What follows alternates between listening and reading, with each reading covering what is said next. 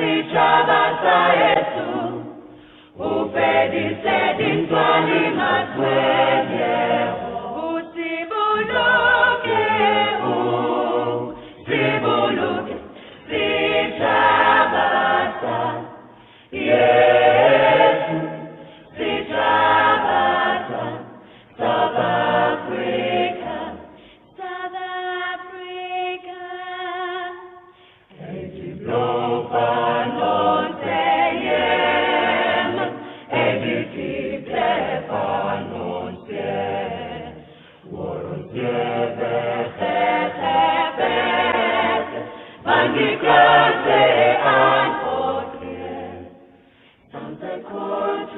come together, and united we shall stand.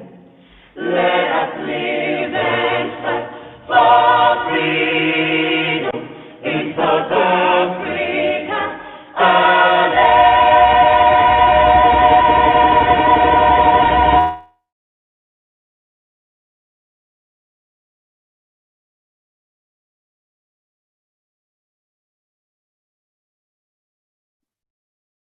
Good afternoon, Tina, Shivesh, and the extended family of Advocate Priscilla, Jana, comrades and friends and colleagues, Your Excellencies and our esteemed panel of speakers who will do the tributes and messages today.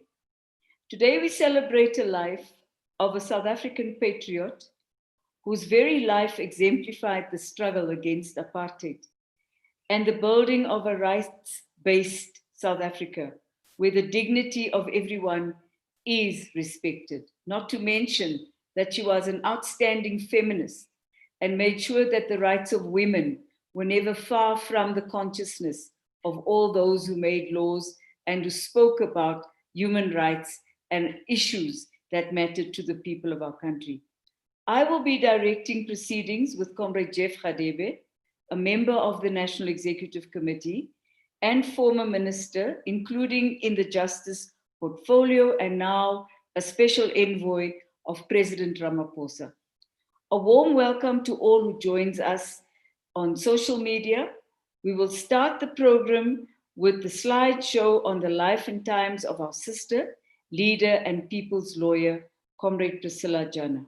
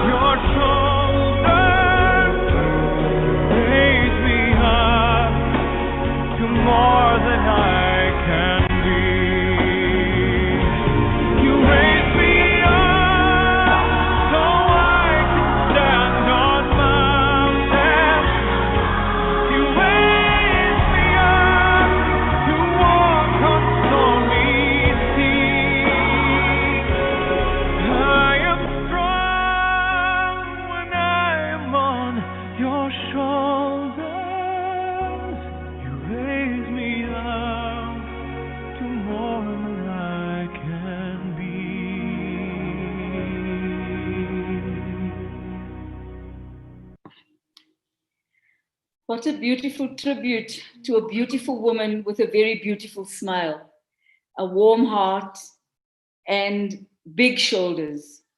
The lineup of speakers for this memorial service include comrades such as Dr. Seth Cooper, a renowned psychologist and a founder, leader of SASO and the Black Consciousness Movement, including as Secretary of the Black People's Convention and Vice President of AZAPO, who knew Comrade Priscilla since her student activist days and maintained a friendship with her throughout their lives in struggle.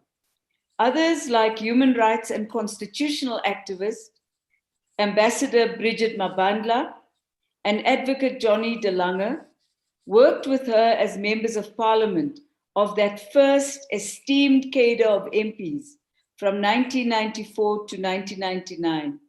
It was them that gave us our democratic constitution and the slew of laws that defines our democracy. Apart from being Madiba's personal lawyer, Advocate Priscilla Jana was also known for the high-profile case of the young Kalushi Solomon Mahlangu, whom she represented until his brutal execution by the apartheid regime on 6th of April 1979.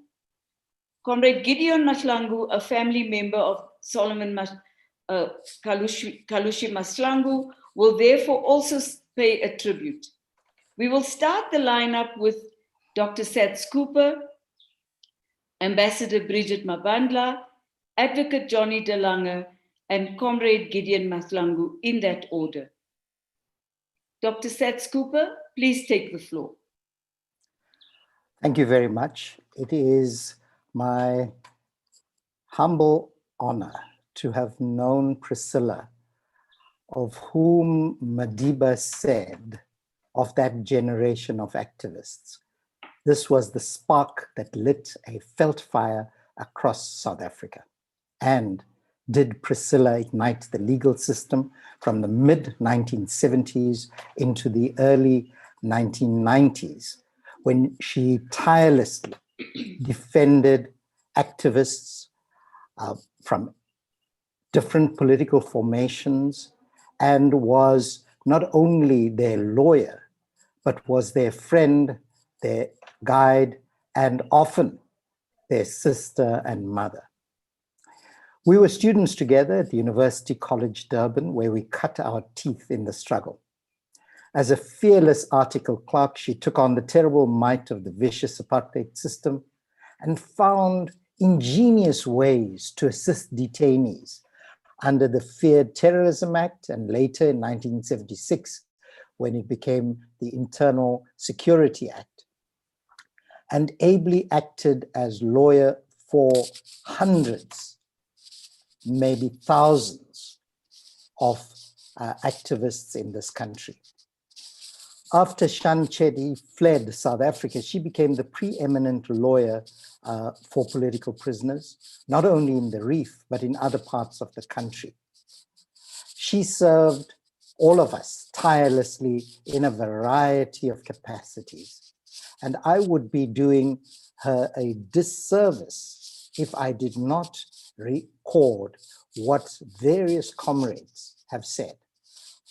On the weekend that she passed on,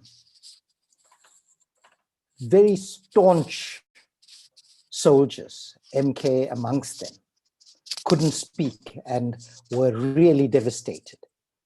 And I'm going to quote a few of them. Nikki Modisane says, she was there when others faltered and cowed into silence. She held the fort with her indomitable and fearless courage at the height of apartheid brutality and violence, when to speak the truth was in itself a revolutionary undertaking. Oliver Ngubelani says, the heroine of our freedom struggle of all times. Her name always gave hope to our freedom fighters who fell at the hands of the apartheid police. Various others have paid tribute to her. Dexter Mahlangu said, another brilliant and brave legal mind is gone.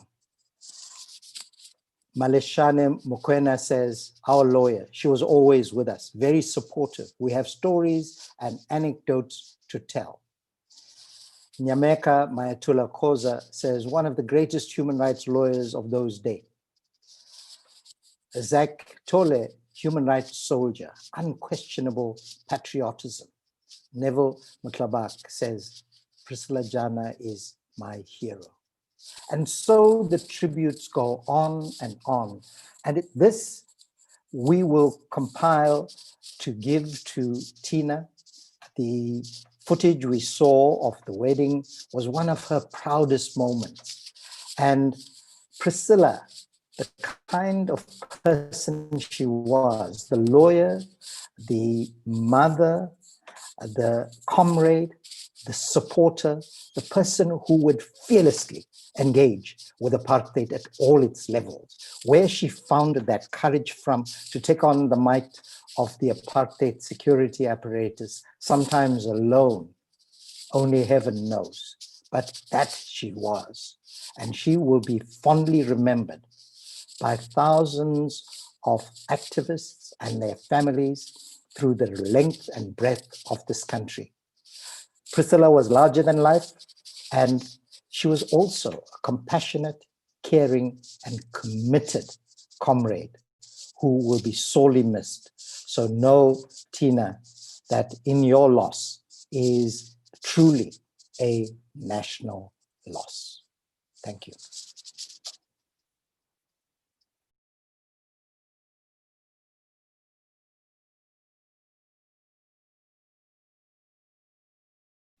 Comrade DSG, unmute yourself. I'm sorry, the host was muting me still. Thank you very much, Comrade Sats. Not to mention, Priscilla was one of the most daunting people to work with. Her office was an office of the entire movement. You could meet everybody in her office from every persuasion. The only thing we knew, we didn't even know each other's names. We called each other just Comrade.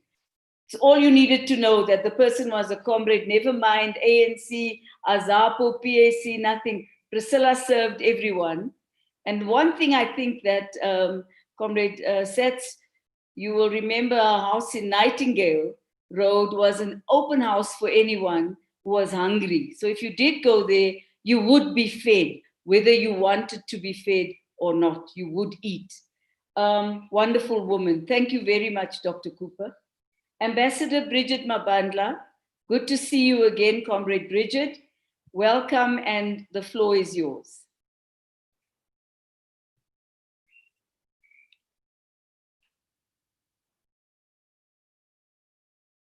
Excellency, kindly unmute yourself.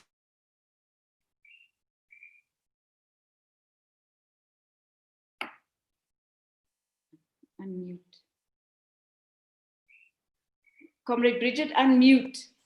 Yeah, hi, am I okay? Yes. Yes.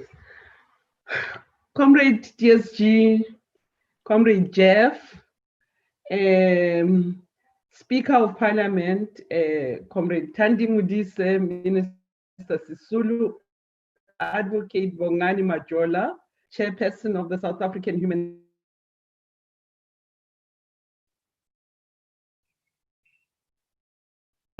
of the ANC and country.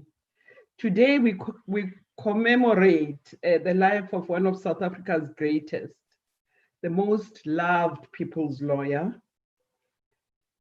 The team, Comrade DSG, and the ANC's Legal and Constitutional Affairs Department in Lusaka in those days, so loved and admired Priscilla for her good work. I'm hoping that Dr. Penuel Maduna, who was assigned the task of working with the underground and legal defense for our cadres, will perhaps share some of the stories around Priscilla and the underground. I got to know Priscilla and befriended her during the first parliament, post-apartheid. I'm sure I'm not the only one who remembers the tasty curries that we We were served at Priscilla's house, sometimes cooked by her mother. But I want to share what is etched in my mind about this wonderful comrade of ours. Priscilla's passion for justice and equality. Priscilla was indeed a formidable woman in her actions, but to sit and talk to her and come to understand the depth with which she thought and felt about life and the other and the others. She so respected the dignity of everyone. She truly believed that all people are born equal. And I, Comrade DSG, believe that she should be remembered as our icon, as Priscilla, the brave and formidable fighter for justice. She should be remembered when we struggle with the concept of cohesion, of social cohesion in our transition as we build our democracy, as we try to find commonness in our diversity. Priscilla was truly an advocate of equality for all. And I think there is a way in which we can bequeath generations to come with this legacy, which is our legacy as the ANC, of a formidable woman who truly believed in justice and acted bravely to secure justice for those that she was charged with helping. Our children and children's children should be inspired by her selfless sacrifice for freedom. We must also thank her, Comrade DSG, for comforting Solomon Mahlangu during his last hour. And we must also thank her for continuously giving support to Solomon Mahlangu's mother and family after he was executed. I would like to say, because the list is so long, to all of us, that we must uphold her as the beacon for justice and fairness as we build this new South Africa. Rest in peace to our sister, the people's lawyer, and to the children. May you be comforted, and God bless you, children. Your mom so loved you. When we worked at the Ministry of Defense under Minister Sisulu, she always spoke so lovingly about you. She shared your milestones. I wish you peace, my children. And to the family, may you be comforted as well. I thank you. Thank you very much, Ambassador and Comrade Bridget Mabandla. You know, the word fearless keeps coming up when people speak about Priscilla. And she was something to watch in a courtroom. She never stood down for any judge or magistrate. She answered back, even at the risk of being debarred. And when we were all banned after the first state of emergency, just before we were all detained, she said to us, tear those things up, they're useless. We go on with the work. Our job is to make the country ungovernable. She did not believe that we should obey the laws of apartheid because they were not our laws and they were inhumane and they would never serve humanity at all. So having said that, I'd like to invite Advocate Johnny de Lange, another very fearless human rights lawyer, fearless freedom fighter, to take the podium. Comrade Johnny. Program Director, Comrade Tina, Chavez and family, comrades and friends. The year 2020 has been a terrible year for our nation and our movement, full of trials and tribulations. It has brought the COVID pandemic, 41 million infections, 1.2 million deaths, further devastating economic development, and there is the constant demise of so many good comrades. This year has truly been an annus horribilis extraordinaire. And then to top it all, just when I thought it could not get worse, recently Priscilla Jana has suddenly left us. May she rest in peace. As a young advocate in Cape Town during the mid-1980s, as the internal uprisings of our people against apartheid intensified, I became aware and heard of this attorney and human rights activist in the old Transvaal who was becoming a champion of the oppressed and legally representing comrades involved in our liberation struggle. She was Priscilla Jana. This sari-clad legal warrior was fearless and became the nemesis of apartheid law enforcement and the apartheid enforcers which served on the bench.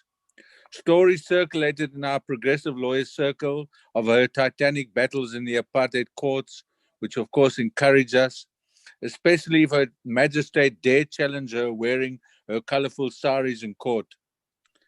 The name Priscilla Jana then became synonymous with the liberation struggle and of progressive lawyers completely committed and dedicated to the destruction of the racist white minority apartheid regime.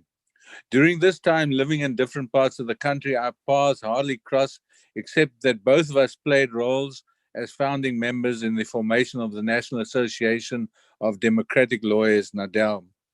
Then with the advent of democracy in 1994, we both became members of parliament and became members of the Justice Committee. I then had the good fortune to meet this larger-than-life comrade, activist, and lawyer, which was a role model to so many of us young progressive lawyers involved in the liberation struggle. Over a period of 5 years as chairperson of the Justice Committee, I had the honor and privilege of coming to know Priscilla as a comrade and a friend. What remains particularly memorable are the occasions she hosted us at her and Tina's home in Acacia Park. These evenings were filled with laughter, loads of fun, and a great variety of the most delectable curries and other dishes. Priscilla's larger-than-life personality found its ultimate expression and came to fruition during these evenings where she acted as our loving and giving hostess and to some even as a mother figure. In a world driven by crass consumerism and conspicuous consumption, with an exaggerated emphasis on self-indulgence and self-fulfillment, Priscilla was that rarest of creatures. An internationalist in every best sense of that word, a champion of selfless service to others, performing great feats of self-sacrifice throughout her life. I mentioned but a few examples of her life's work.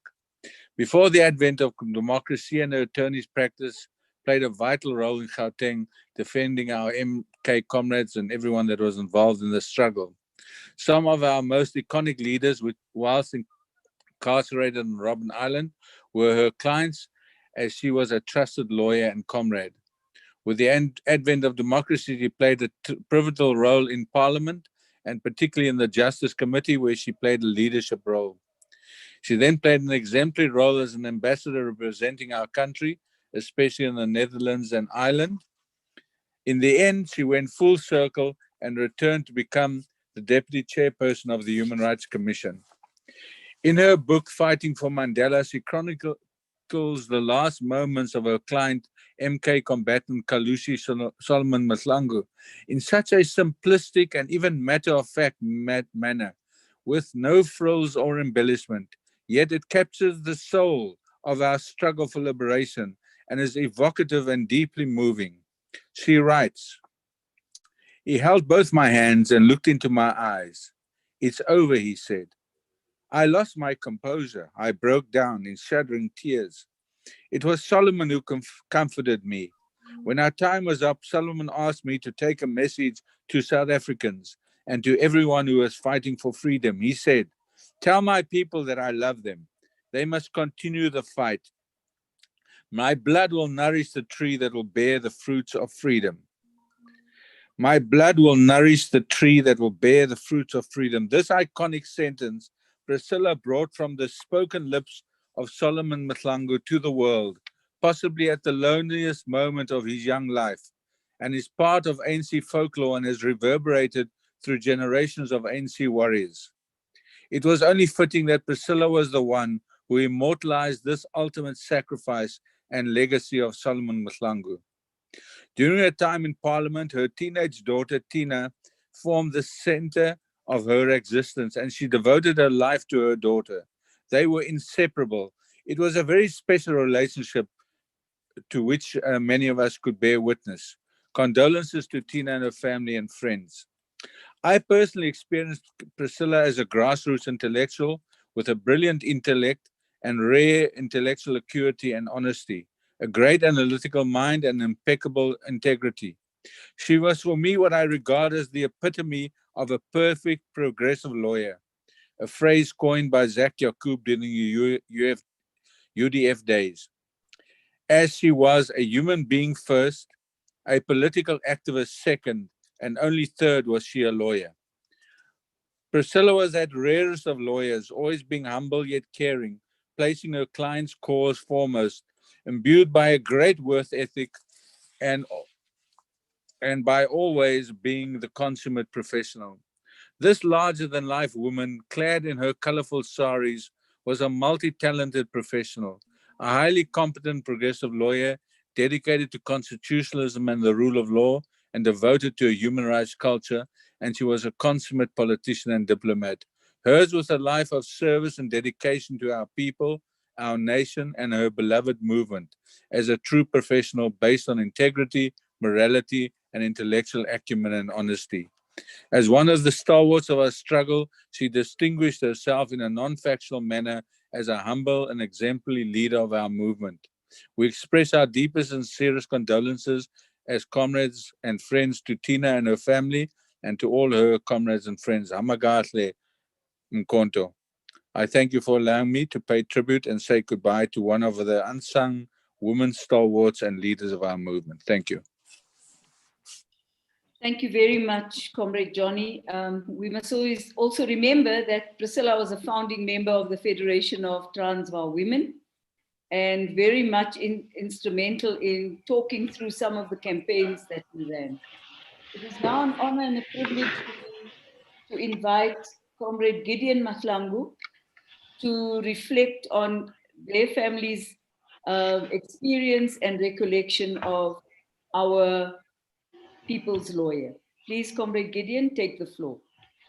Thank you very much, Program Director, Comrade Jesse Duarte, the DSG of the ANC, His Excellency's ambassadors, the Chairperson of the South African Human Rights Commission, Advocate Majola, the Jana family, Tina and Shivets, and all the panelists and comrades.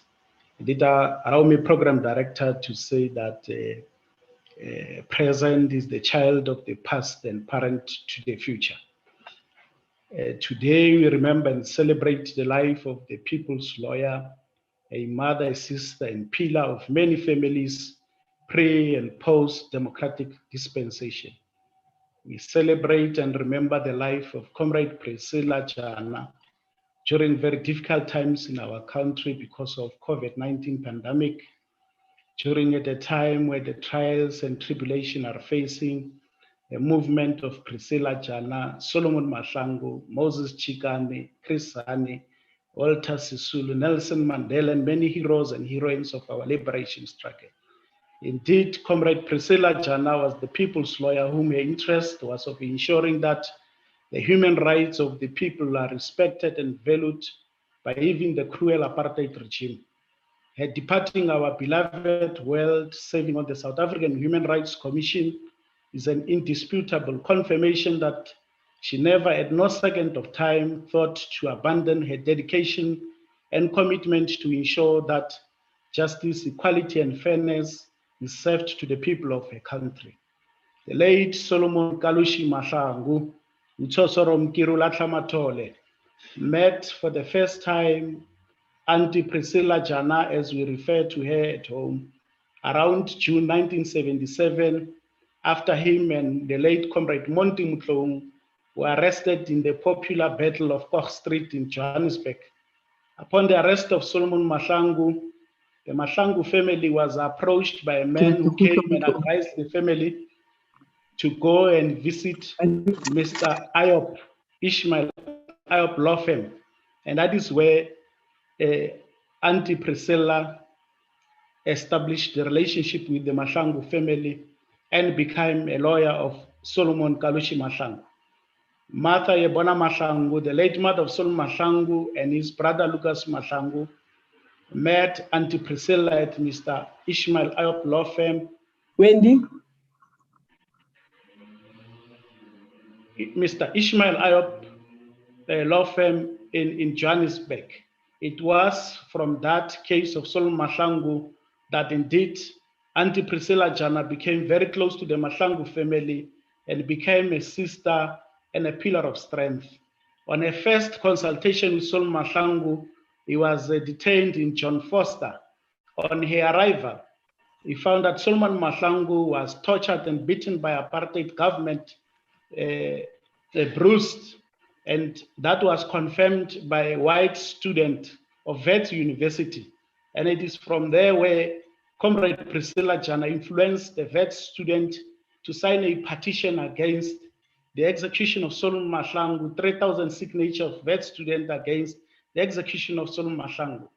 It is Comrade Priscilla Jana, was the lawyer of Solomon Mahlangu, fought that Solomon Mahlangu be transferred to Pretoria Central, previously known as New Lock, currently Hoshi Mampuru Correctional Center, so that his family have access to visit Solomon Kalushi Mahlangu.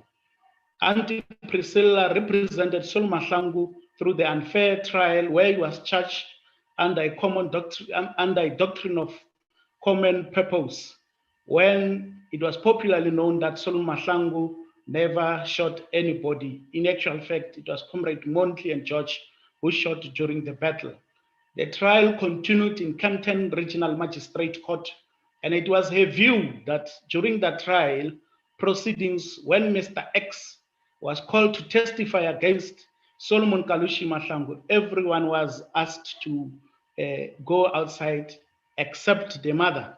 And it was the view of Auntie Priscilla Jana that the ANC was indeed infiltrated. As many speakers are talking about her being a fearless, I had an opportunity to interact with her, especially when she moved to Johannesburg. Even before, she used to tell us that she actually attempted an escape of Solomon Mahlangu twice. The first, she sent Solomon Mahlangu's brother, which the plan failed. And the second, it was Comrade Priscilla Jana, who sneaked a Jumbo Russian inside the Jumbo Russian.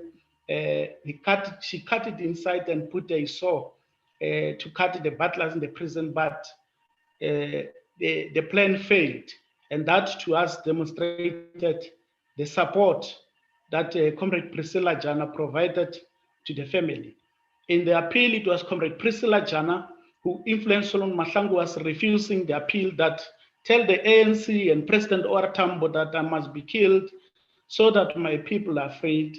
It is Comrade Priscilla Jana who influenced Solomon Mahlangu to agree to the appeal, which they lost the appeal. To that appeal, Comrade Priscilla Jana proceeded and lobbied for Comrade Solomon Mahlangu's mother, Yebona Mahlangu, to go to Cape Town, to be accompanied by Utata Bishop Tutu to speak to the president in 10 days. Unfortunately, Martha Yebona Mahlangu was not allowed to leave. We don't know how apartheid government detected that they must go and lobby the president that the execution must not continue. It is Comrade Priscilla Jana who made sure that on the 5th of April 1979, Martha Yebona Mahlangu and Lucas Mahlangu were permitted to see and visit Solomon Mahlangu interacting in the afternoon. Thereafter, it was Comrade Priscilla Jana who stayed with Solomon Mahlangu until 10 o'clock in the evening when Solomon Mahlangu gave her the message to deliver to his people.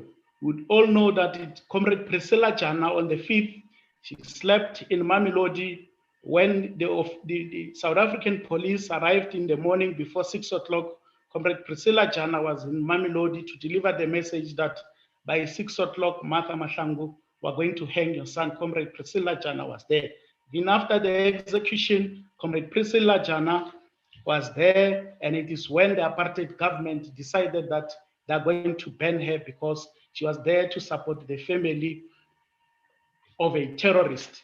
And my interaction with Comrade Priscilla Jana, when she moved in Johannesburg, she used to call me for meetings and ask me about the family. She was very caring about the well-being of the family. She was more interested on the legacy project of Solomon Mahlangu. That was her first question. Every time I met her, how is the scholarship of Solomon doing? And I would give her the report that the scholarship is doing well. Until today, the Solomon Mahlangu scholarship that is managed and administered by the National Development Agency has educated 1,000 students. 85% of them are from the rural area, and every year the pass record of the scholarship is over 75%.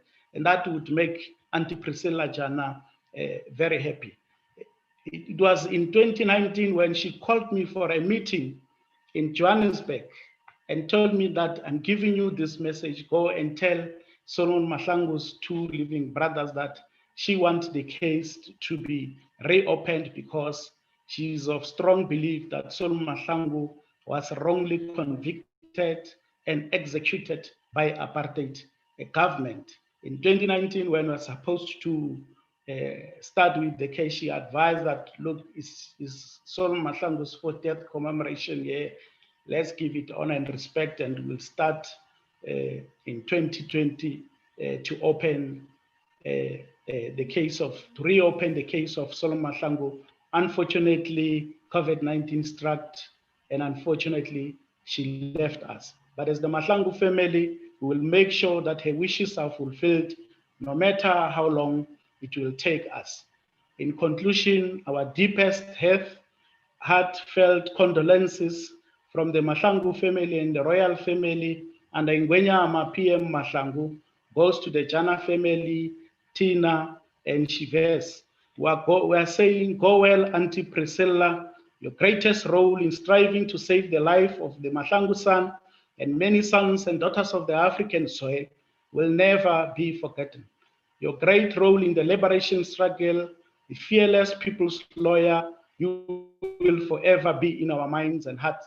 Let your role in the liberation struggle and in the new democratic government be an everlasting education monument of knowledge, wisdom, and inspiration to many young female attorneys in the country to fight fearlessly like you the social ills, injustices, and gender-based violence in our country. Go well, Auntie Priscilla. And when arrived then join the ANC branch, tell Solomon Mahlangu and Chris Hani that the ANC government is still nursing the feelings of the whites who cruelly killed them with no mercy. Tell Solomon Mahlangu that the whites are still in charge of the economy, means of production, and still own the land, while his black African people are still suffering, including his fellow MK cadres. Tell Comrade Krisani, Moses Chikani, Thomas Masuku, that the Solomon Mahlangu Freedom Square they unveiled in Mamelodi as an honor to the legacy of Solomon Mahlangu is dilapidated, and the ANC government does not care about it. Tell Solomon Kalushi Mahlangu and Martha Mahlangu that you have witnessed that the house that you once slept in during very difficult times, is still a dream in the pipeline to be turned into a historical heritage museum of knowledge. It is a year in and year out of talk and of no action by those deployed by our glorious movement into government. Where we are sitting, Auntie Priscilla, we are saying, go well, you shall never be forgotten. Tina and Shivet, Comrade Priscilla Jana, I'm definitely and certainly was your home and will remain same to them at all times. You shall forever remain in our hearts, minds, and soul. Auntie Priscilla Hambagahle, long live the undying spirit of Comrade Priscilla Jana, the people long live. Thank you very much.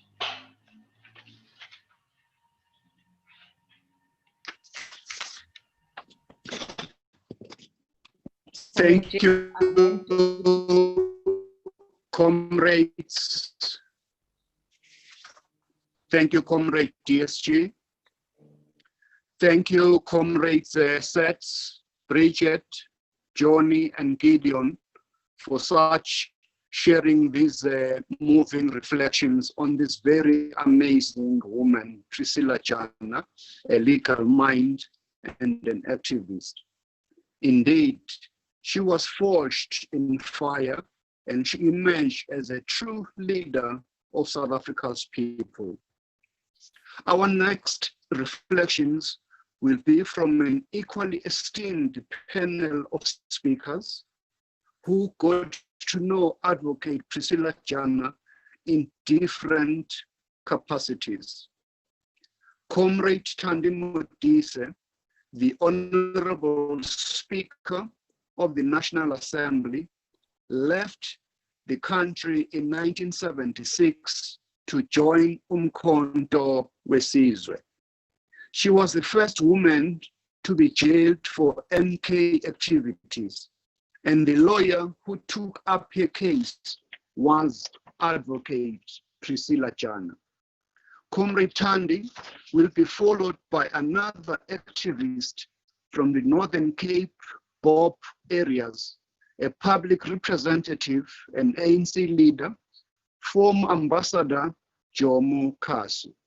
He represents a different generation of the young lions, which bears testament to the persistence and fearlessness of Comrade Priscilla Jana in defending all those persecuted by the obnoxious apartheid regime.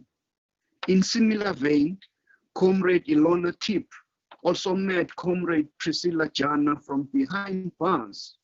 Comrade Ilona is the operations officer and founder of the Electoral Institute of South Africa, and in this capacity has designed materials on human rights, active citizenship, conflict management, voter education, electoral observation, capacity building for locally elected leaders, and women's participation in decision making.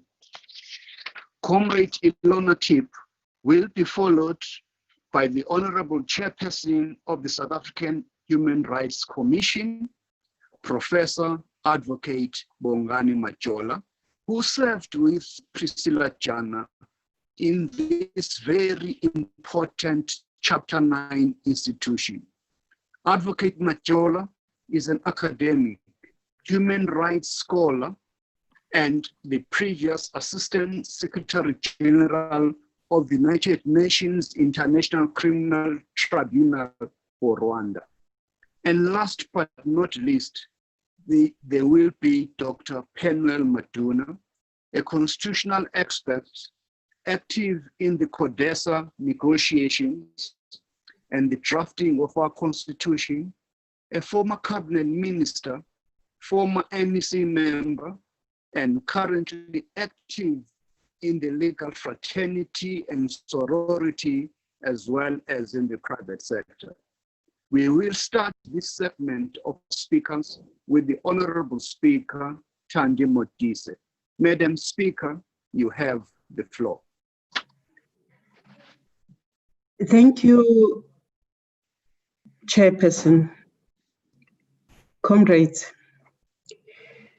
Comrade Thandi, can you unmute? I have unmuted. Comrade Jeff, can you hear me? Yes, we can hear you. Thank you very much. Comrades, I want to take the opportunity to not only speak on my own self, but to speak on the former political prisoners who were in Pretoria Central, in Kroonstad, in Klerksdorp. I want to start off by saying we collectively feel our loss. We have lost a big sister, not a lawyer, a protector. Somebody who took time, and I'm happy to see Comrade Ilona here, sometimes just to bring a loaf of bread, pint of milk at the police cells, at the places we were detained during trials. Somebody who befriended us and was not just a lawyer. We have lost this woman who not only fought for us because we were fighting for freedom and she had to, but she believed that as women, we had every right to fight every inch of the way. So I kind of consulted yesterday because we started off from crying and then we went back to the girlish things we used to do with Comrade Priscilla from inside the cells. We had arranged a plan, Makaban, in Pretoria Central, that when any of us needed to consult with a lawyer, somebody would beat up a wardress.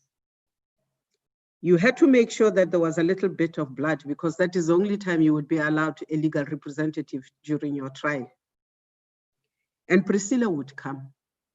And we did not care whether whoever it is, it would be time for the news, it would be time to catch up. It would be time for us to feel feminine and to have another woman from outside to talk to us. So she was a big sister in that way. But I also want to say on my personal behalf, it was Priscilla Jana who rediscovered me months after conviction when I was hidden away in Pretoria Central. Not allowed to mix up with other people, not allowed to get a letter or to get a visitor. And it is to Priscilla Jana that I always say my sanity, my health depended on, because when she found out where I was, she moved, she fought. She went on to get, at the time she was still trying to get me integrated with other political prisoners, to apply for what is generally taken as the book of good words, the Bible, from the then Minister of Prisons. It was Priscilla Jana who made sure that finally I was allowed to integrate with the other political prisoners who were also at Central Prison. It was Priscilla Jana who came to see us when we started a hunger strike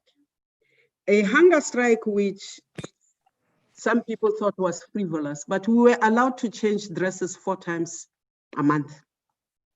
We were not allowed sheets. We were not allowed to see our children. And that hunger strike was addressing those things.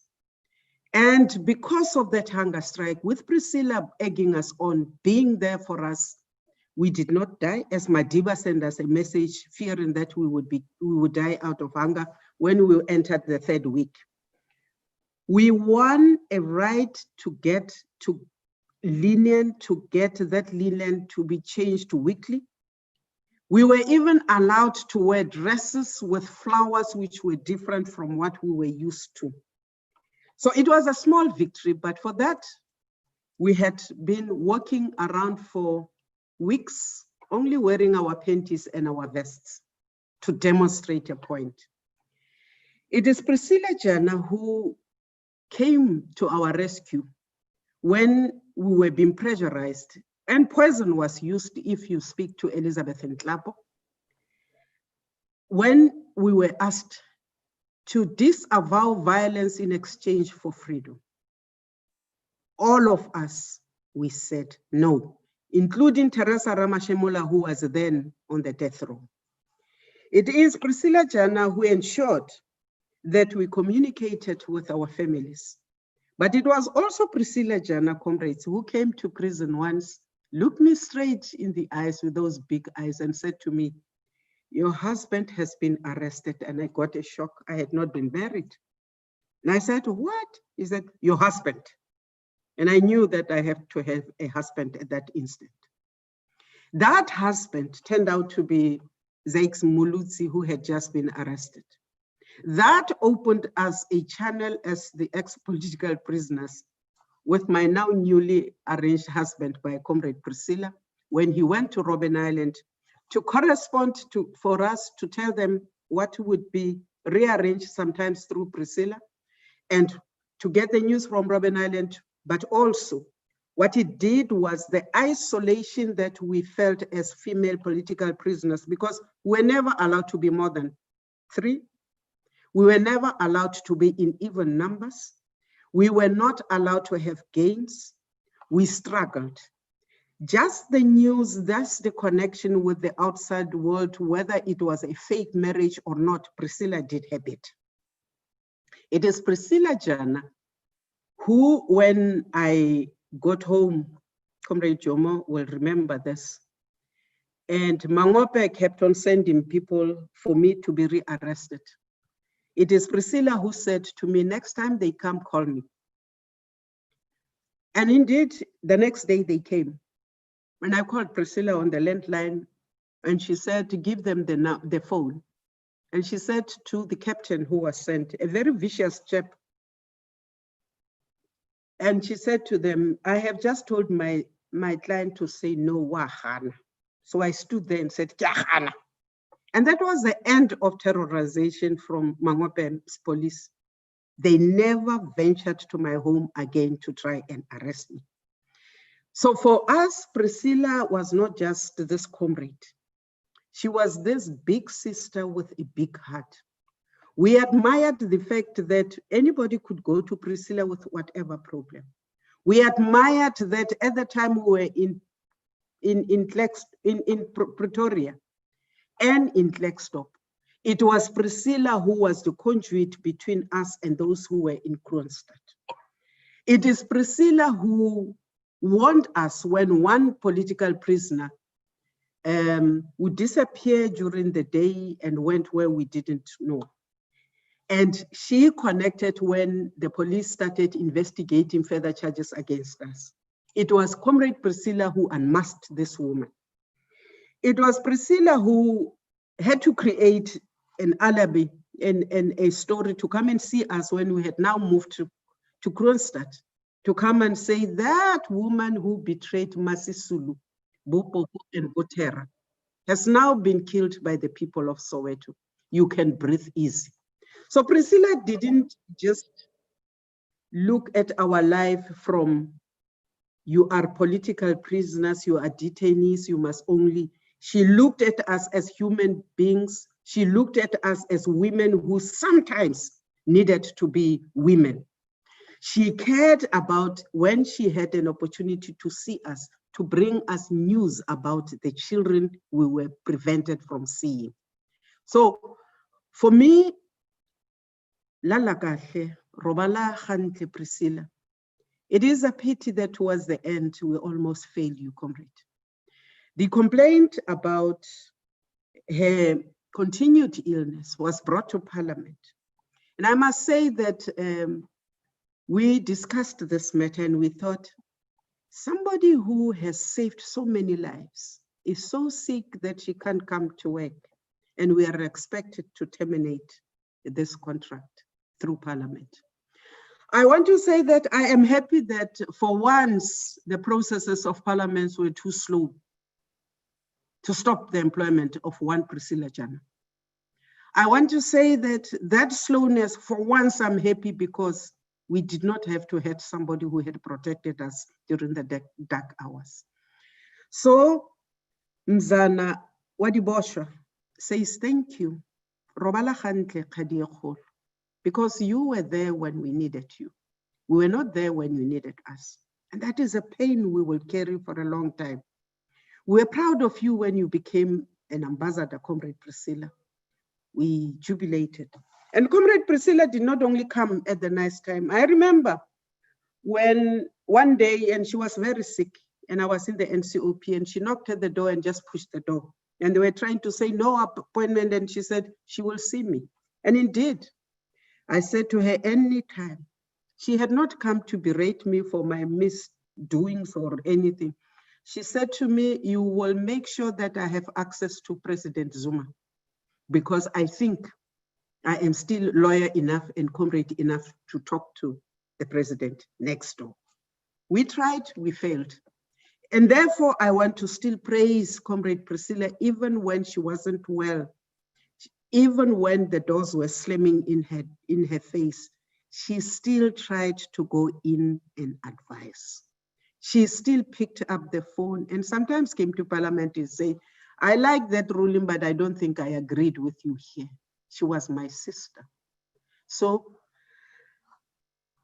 I don't know if we will ever have another one like Priscilla Jana. I don't know if others will understand us when we weep like Priscilla Jana. But all we can say is, Robala Ngwaneso, you have done what you did. Let your name never be forgotten by women of this country and children of this country. Let your name not be forgotten by the lawyers of this country. Because for us, you were more than a hero. You were that thing with the shining armor. You came and we saw light. You came and we laughed and we could joke. You left us in the cells, but for weeks we would talk about the visit of Priscilla Jana, Mgozi. We would have something to talk about, something to dream about, something to fight about, and something to unite about. So I can only say that I hope I represented the female political prisoners well. I hope that our voice and gratitude to this wonderful woman is recorded, is acknowledged, because it will never be enough to talk about Priscilla Jana. Thank you, Chairperson.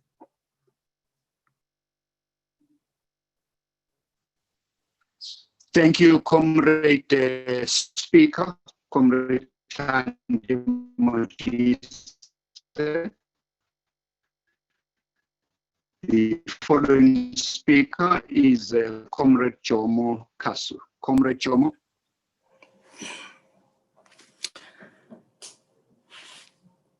My word of thanks to our joint program directors, Comrade Jeff Hadebe and Comrade Jesse Duarte is expressed. And my acknowledgement to the esteemed panel of elders and veterans of our liberation project, some of whom happen to be my mentors of many years. From the dark apartheid era of subjugation, racial oppression, and deprivation of human rights.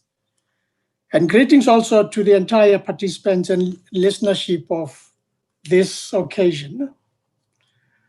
Program directors, let me, with your indulgence, on behalf of myself, the Kasu family, and other families in Vryburg, in Kimberley, in Schweizer Reneke, in Kuruman, in Appington, in Mahikeng, and in many other areas between those places, convey our deep-felt condolences to Priscilla Jana's family, her children, Tina and Shivesh, and the Molefe and Chikani families.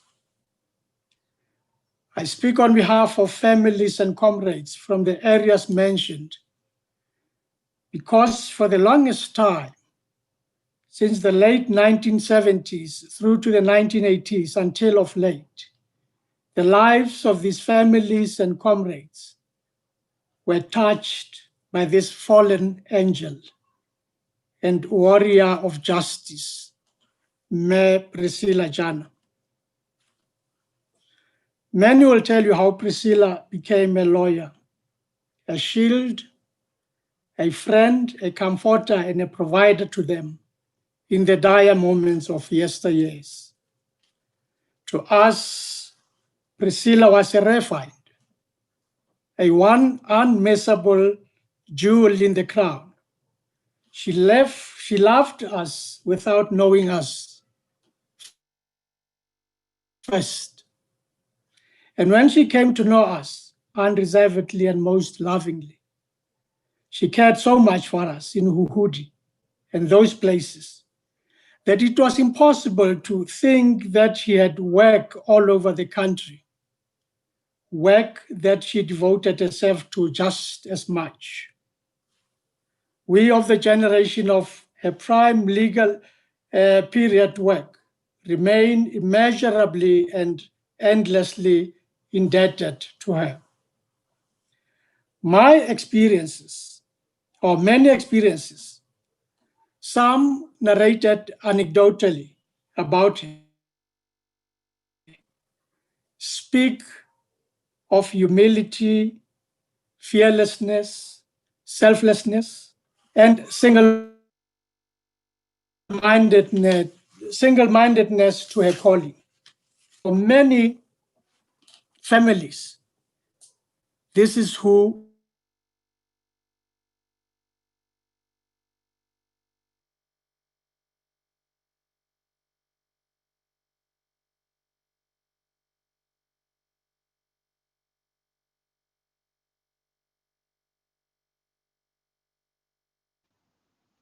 Comrade Jomo, can you unmute?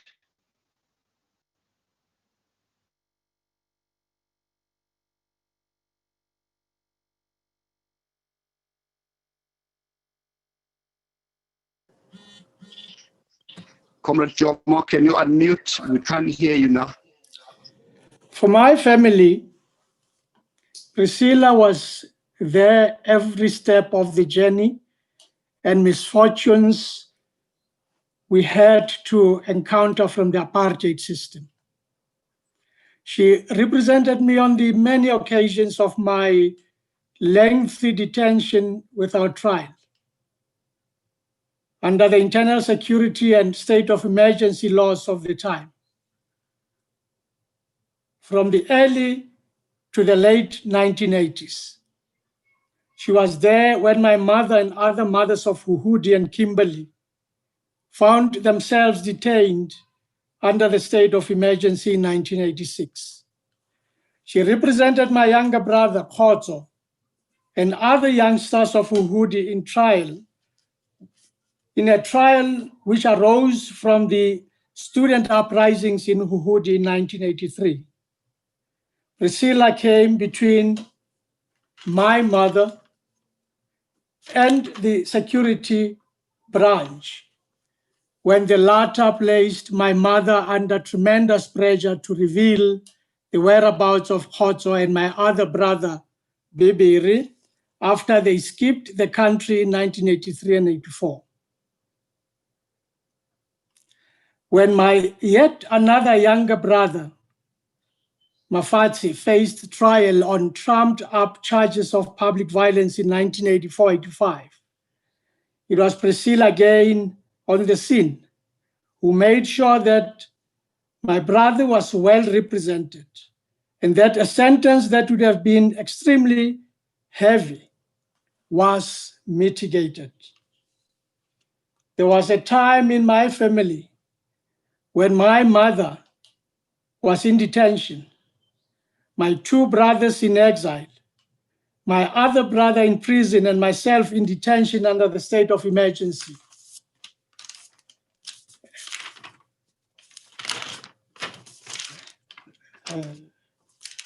That Priscilla became the pillar of strength for our family. This was one occasion where we could be faulted for thinking that Priscilla's life was about us in our family and about our Huhudi community, because she gave much of her time to cases of other comrades in my community. The motherly side of Priscilla came to full blossom one day when she visited me at a prison, at a police station called Bosuk.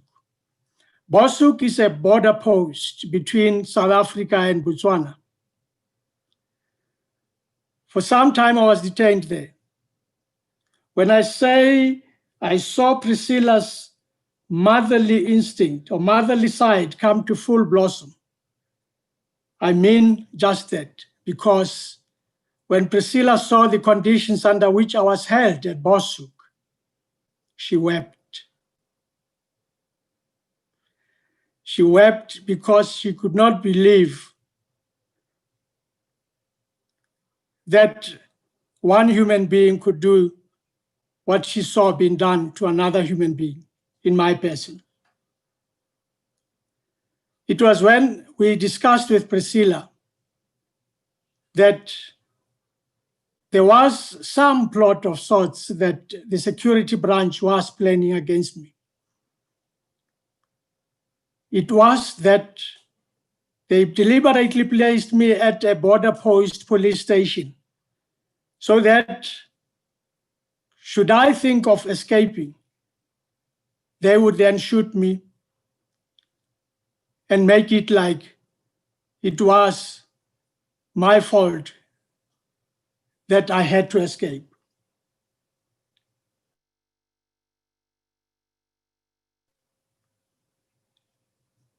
The cases I experienced and witnessed when Priscilla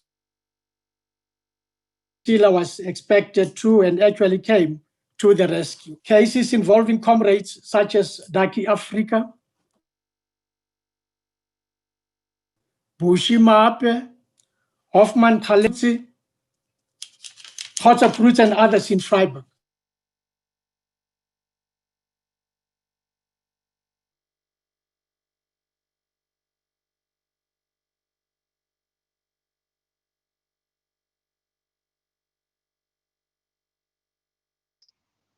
Comrade Jomo, can you unmute?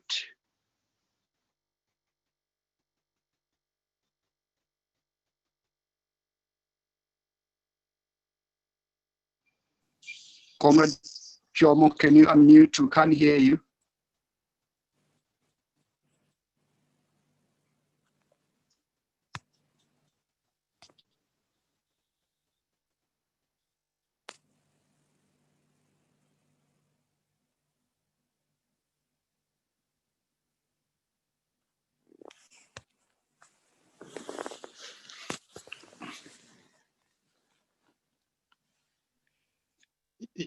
He has dropped off the line.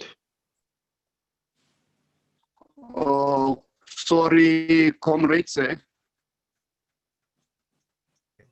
Am I back on? Am I back on?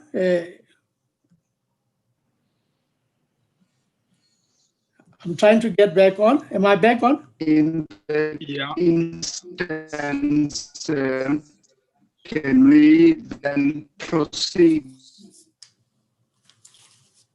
Okay. Comrade Program Directors, it is on behalf of these families from as many areas where Priscilla Jana was the name to call and rely on for our plight against the repressive system, that our condolences are conveyed to the bereaved families, friends, and our movement, the African National Congress. Comrade Priscilla worked with a brilliant and delightful set of legal minds, most of whom are icons in the legal fraternity, who we came to know firsthand as they frequented Freiburg on various occasions. We count amongst them Richard Spoor, Vincent Saldana, the late Ismail Mahomet, the late Jack Untenholter, the late Jerome Mtembu,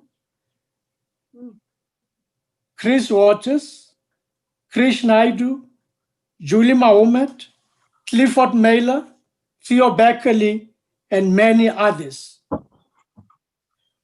When a person has done so much to many, it is only appropriate that her name lives beyond her mortal self.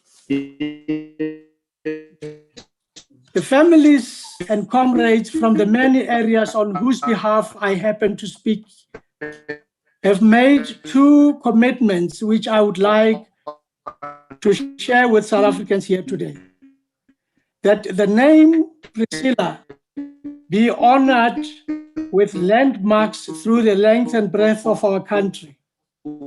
In Freiburg, we have identified a government building housing most of the departments to be named after her. The second one is that we will be launching an application to the African National Congress through the Ruth Mompati Foundation and supported by other structures for Priscilla Jana to be conferred with the highest honor in the ANC, the Isitwalandwe Siaparangwe, and also the highest honor our country can confer on a patriot such as Priscilla Jana. In conclusion, let me remind ourselves of the task we have to shoulder as comrades. To shoulder as comrades and friends to Priscilla Jana by borrowing the words of Henry David Thoreau when he said, on the death of a friend, we should consider that the fates through confidence have devolved on us the task of a double living, that we have henceforth to fulfill the promise of our friend's life also, in our own to the world. It remains incumbent on us who are still living to take forward the virtues of selflessness, the virtues of fearlessness, the virtue of boldness to the heights that will bring about relief and emancipation to the many sufferings in our country. Comrade Program Director, Comrade Jeff, Comrade Jesse Duarte, I thank you for the opportunity. Thank you, and thank you very much.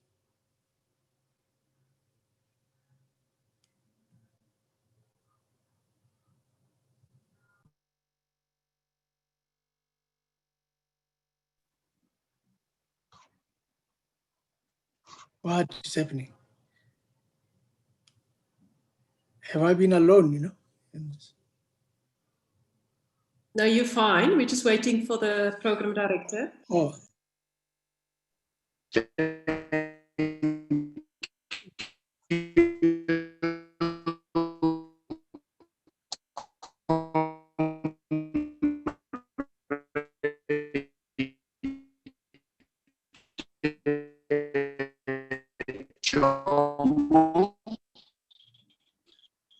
The next speaker is Comrade Ilona. Comrade Ilona, you have the. Thank you, Programs Director, esteemed guests, Tina, Shavesh, and comrades, for the opportunity to say a few words about Priscilla. Priscilla was my friend, my confidant. Comrade Jomo, can you mute? I have muted Comrade Jeff. Priscilla was my friend, my confidant, my comrade, my family, my colleague. We shared our joy, our frustrations, our anxieties, and our tears for 47 years. The gap in my life and in my heart has no words. I'm thankful for the privilege of having had her in my life. To say being with Priscilla was never dull is an understatement. I won't reiterate the many accolades and tributes that she has so rightly received as a lawyer and as a trailblazer for women in the legal arena. How she stared down notorious security policemen, known for their brutality, like the time she brought an application for the release of a client who was abducted from Swaziland and brought into South Africa. Priscilla went to the police station to get information. The security policeman in charge, and it may have been Major Hestek, who was notorious for his ill treatment of prisoners, tried to shake her hand, and she refused, saying, "I know what that hand has done. I will not shake it." Rather, I will talk a little bit about what having her in my life meant. I would describe Priscilla as one of the great figures in our recent history. This led me to think about what makes a great person. Is it the position you have, the authority that is given to you? Is it the wealth you have that earned you the term great? And I came to the conclusion that it's not necessarily any of those things. For me, what made Priscilla a truly great person was that she did not seek status, authority, or great wealth, but all her life she stayed true to her principles and the ideals that she believed in. She was compassionate, considerate, and caring. She never refused support or help to anyone, be it legally or personally, as many of our previous speakers have shared. She embraced everyone as if they were in her own family. In fact, working at Priscilla Jana and Associates was a family. Our staff was the reflection of the principles and ideals she believed in. We came from different religious, cultural, and social backgrounds, sharing our religious and cultural festivals. When it was Diwali and Eid, we all looked forward to the mouth-watering sweetmeats that would follow the Hindu and Muslim festivals, the apple and honey for the Jewish New Year, and the Christmas cake and Christmas pudding that followed the Christian celebration of Christmas. But it was not just about the food. It was about the sharing and openness that our specific traditions brought to our lives as a community in the office. It says something about our office that so many of our staff have achieved so much. From Caroline Heaton-Nichols, who is today a judge of the Supreme Court of Appeal, to Minister Barbara Creasy, the Minister of Environment, Forestry and Fisheries, to Richard Spoor, who has continued the fight to ensure that all citizens have access to the basic rights contained in our Bill of Rights, to Dr. Penal Maduna, who's a former First Minister of Justice, who spent some time working at our office. I truly believe then being part of the staff of Priscilla and Jana and Associates inspired and contributed to their achieving so much, and I thank them that they have kept her flame alight. Our office was a home and a safe haven for our clients, a place where people could meet, share, debate, and disagree about ideologies and strategies, and receive empathy and consideration. Our clients reflected the broad political spectrum, from the ANC, AZAPO, Black Consciousness Movement, the PAC, PAGAD, the religious community, amongst others, a reflection of the person that Priscilla was. She embraced humanity. I recall an incident in the 80s when there was a demonstration in the city center close to our office, which was in the small street arcade and corner of Commissioner Street, and the police fired tear gas and rubber bullets and rushed to arrest the demonstrators as they scattered, some of whom ran into our office with the police hot on their heels. We were able to get most of them out through the fire escape when the police banged on the door to come in. To their frustration and anger, they could find no one. What was unusual was that Nana Mokhari, whom many of you may well know, sat at her desk typing away at the reception and did not move a muscle, which we thought rather strange as she was so rigid. The police left very disappointed that they could find no one to arrest or ill-treat, only to find us surprised when Nana stood up and behind her desk and the long skirt that she was wearing, which was then the fashion, a young boy, and I say young boy, he was not more than 16 years old, came out from behind her, having being hidden by her long skirt. Priscilla's visits to Robben Island were legendary. I may mention that she did not enjoy the boat trips, feeling very seasick, but this did not deter her. She would arrive on Robben Island in her wonderful, vivid, bright purple or green or pink sari, bringing brightness to the grayness, because irrespective of the weather, the island always felt very grey. Walking down the gangplank with packets and packets of fruit, chocolates and biscuits, so that our many clients that we were visiting should not go hungry. I may mention that when she arrived, the warders on duty would rush to assist her down the gangplank and carry all the parcels. So anxious were they not to be reprimanded by her. Our interaction with our clients on the island covered the broad spectrum, from legal matters to family matters to arranging bursaries and personal issues, and bursaries for study. After 1994, Priscilla went to Parliament, where she sat on various parliamentary committees, as we've heard from other speakers, tirelessly contributing and fulfilling her responsibilities. As the ambassador first to the Netherlands and then to Ireland, she continued to make her mark. And more recently, as the deputy chairperson of the South African Human Rights Commission, where she dedicated herself to advancing the rights of the Khoi and the San, integral to human decency. Whichever position she filled, Priscilla continued to promote our common humanity, that we were one community, and her pride in being a South African. Priscilla's love for her daughter Tina, who brought Priscilla such sheer joy and pleasure, and her nephew Chivesh, who joined the family and with whom she regarded as a son. Priscilla loved Tina with every inch of her heart and derived great pleasure from her little grandchildren, Alicia, and more recently the birth of Renilwe, and also the affection she had for her son-in-law, Frank Chakani. Priscilla always gave of herself to fulfill her quest for a better life for all. She gave each and every client, irrespective of their status, the same consideration, care, concern, and attention. It is for this reason that she was regarded and will always be regarded as a people's lawyer. She was deeply committed to upholding human rights and was instrumental in contributing to the formulation of the Bill of Rights that underpins our Constitution. I can best convey her commitment by quoting our former President Mandela, who said, "To deny people their human rights is to challenge their very humanity."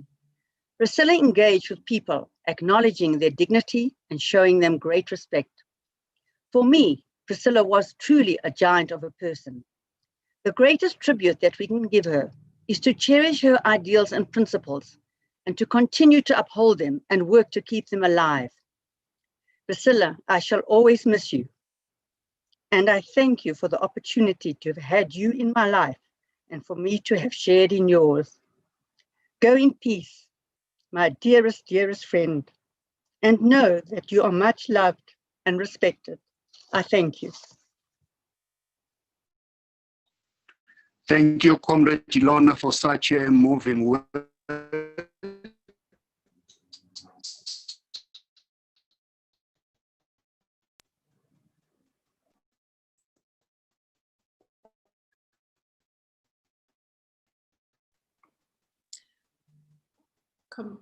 Comrade Program Director, we can't hear you.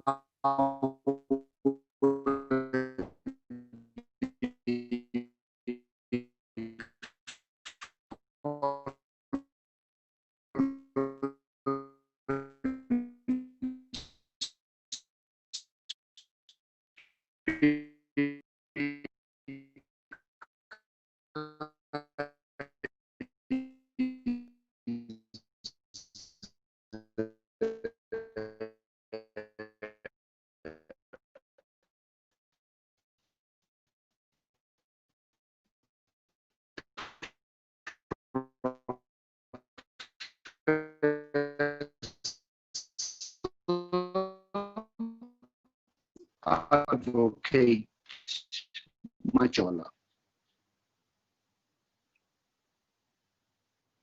I was thanking a Comrade Ilona.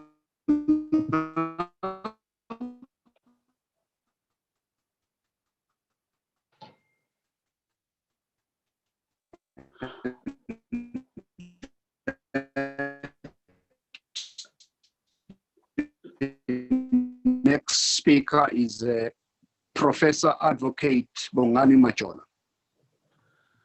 Thank you. Advocate Majola, you're on the floor. Thank you, program directors, and good evening.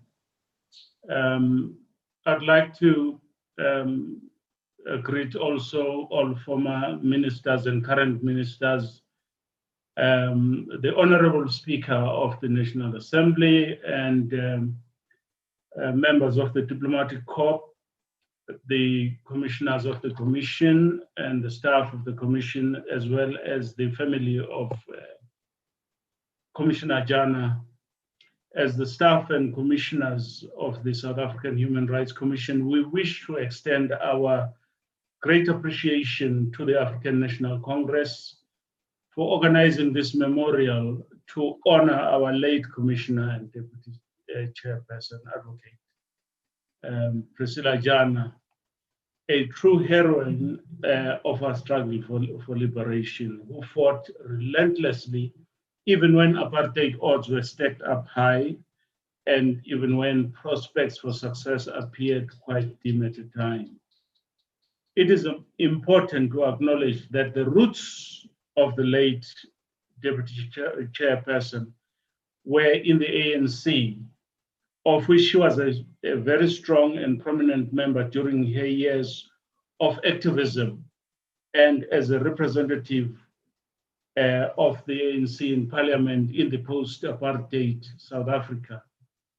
However, when she joined the Commission as the Deputy Chairperson, she conducted herself in a non-partisan manner and won the trust of some opposition political parties that are represented in Parliament.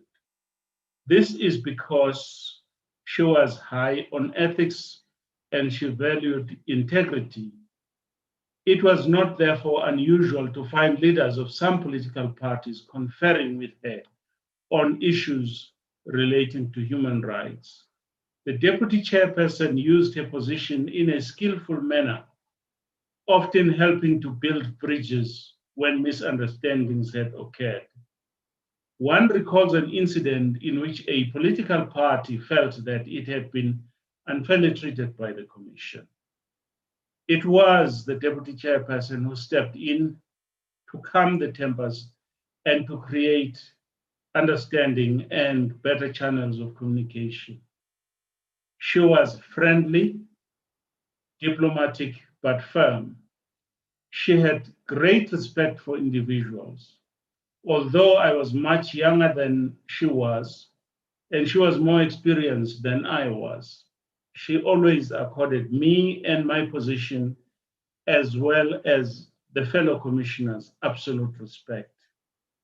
When she joined the commission in January 2017, she was allocated the focal area dealing with issues of equality.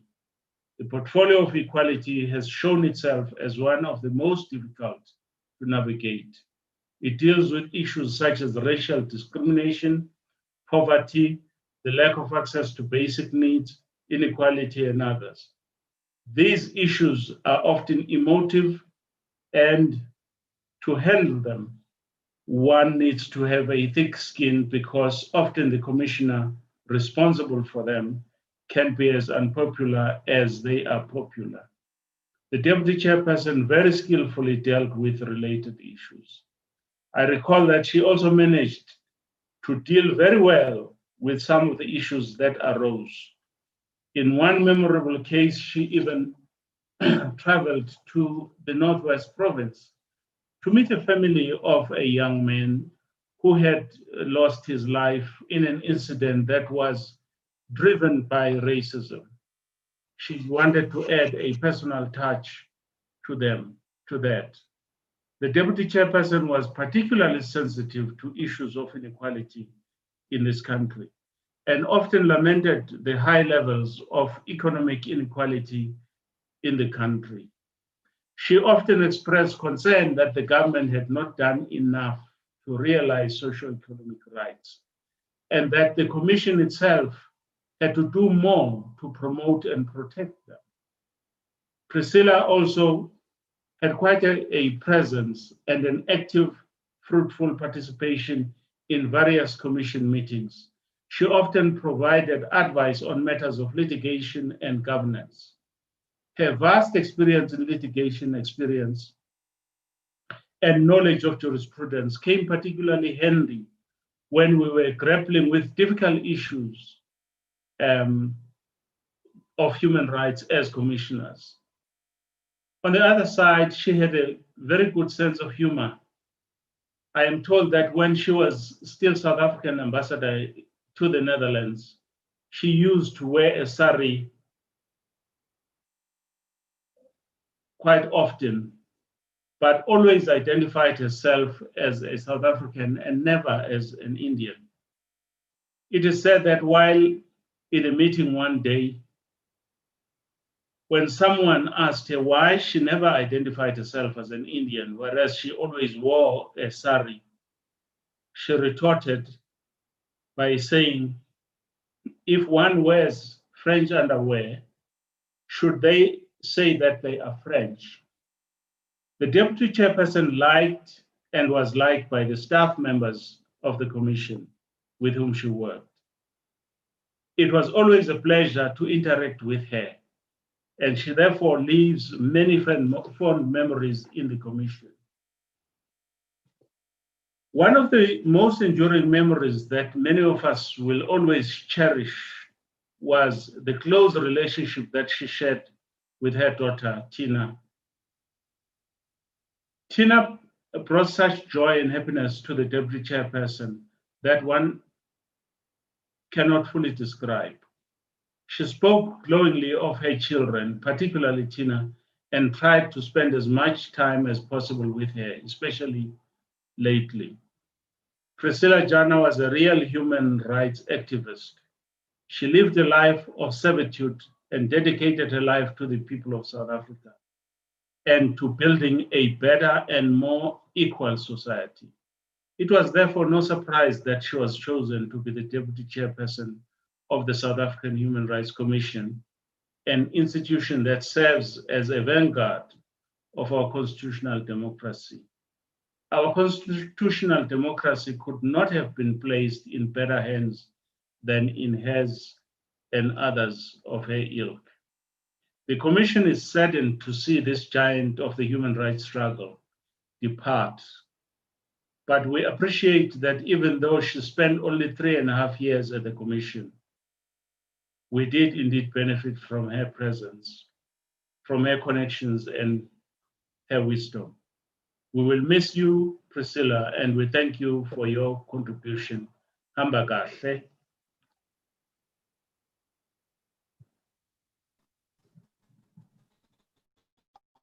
Thank you very much, Advocate Mandela. Thank you very much.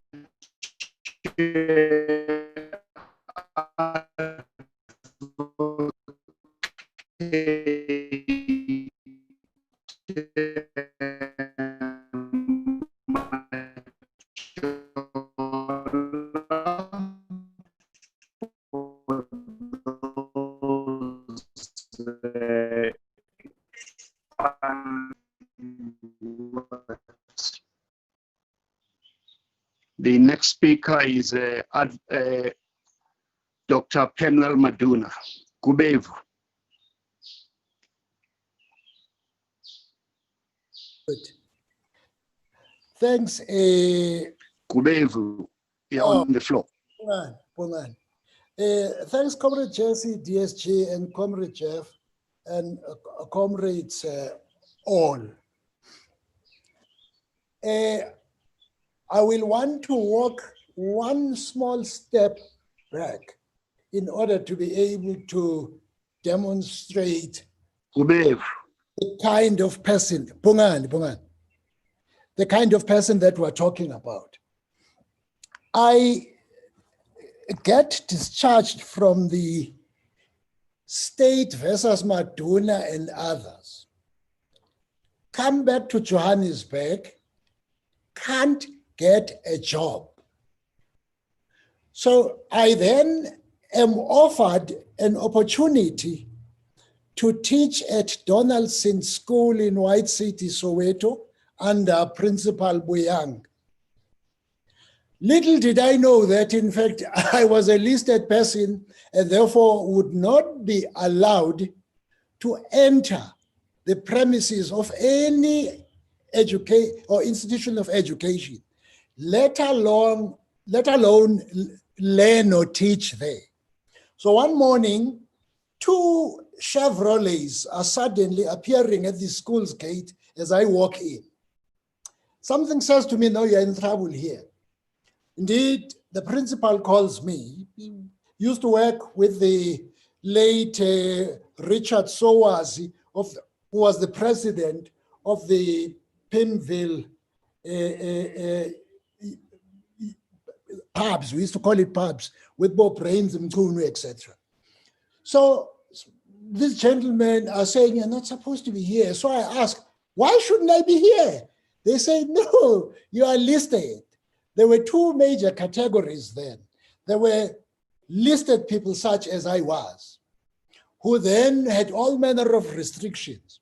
But there were also banned people who had worse situations than some of us had. Now what happens is, I have no job now until the late Percy Koboza, the late Agri-Cluster, the late Uomtas, and those people offered me a position as a stringer. After the world had been banned in 1977. So here am I walking around in court with a pen and a notepad. I see this person I had once seen before I was nabbed myself. So I walk up to her, hi Priscilla. She looks at me and she says, yes, Penwell. So And she asked me what I'm doing. I said, no, I'm covering anything here for a newspaper. She said to me, stop that. Come to my office on Monday.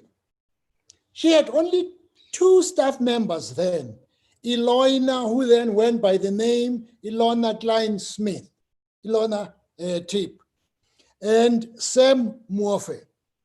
So I went and joined them.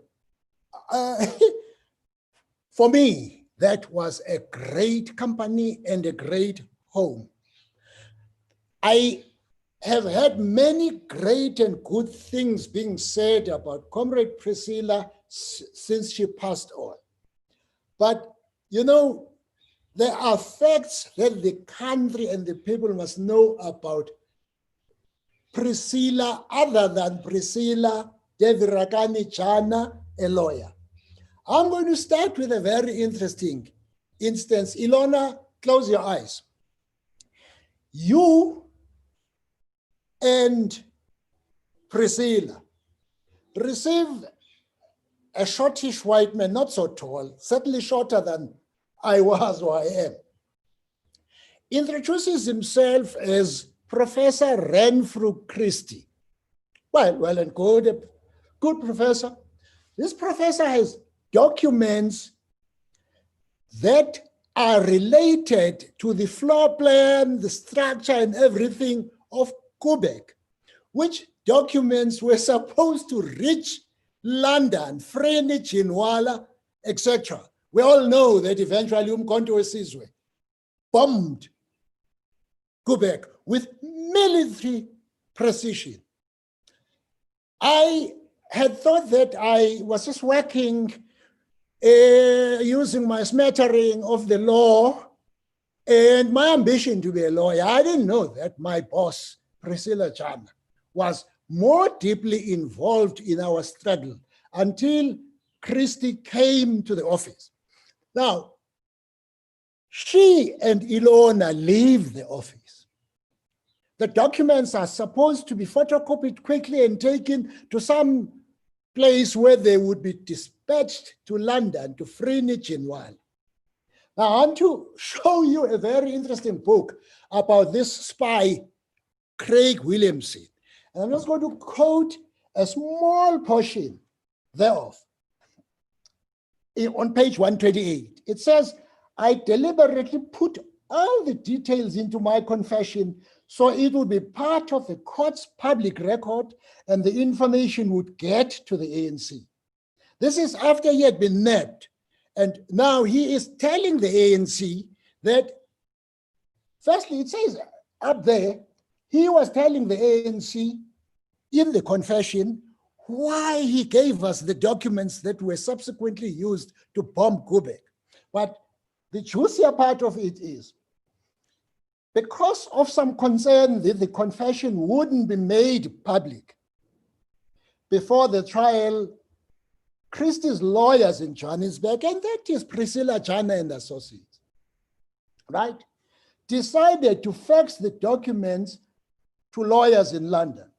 Just before they faxed it should be the documents, there was a sudden special branch raid on the lawyers' offices. Remember, I've said the 2 of them, Ilona and Priscilla, have suddenly left the office. I have these documents and I'm working on them. Just before they faxed the documents, there was a sudden special branch raid on the lawyers' offices. One of the lawyers puts the confession in his shirt and goes and hides on the fire escape.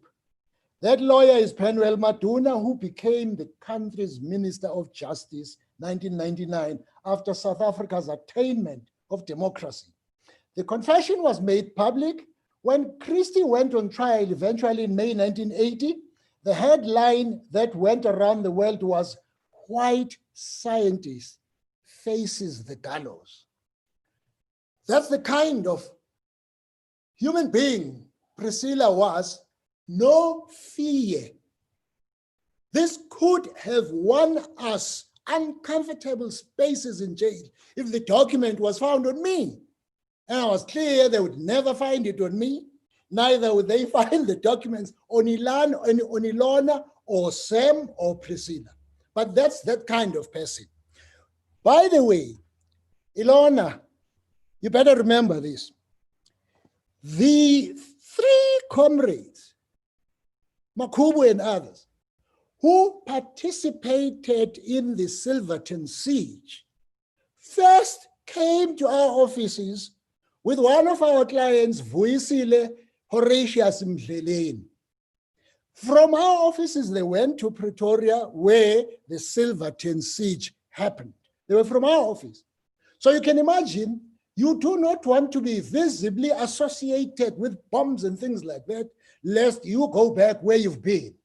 But Priscilla was ready to fight apartheid with her own might and without any fear.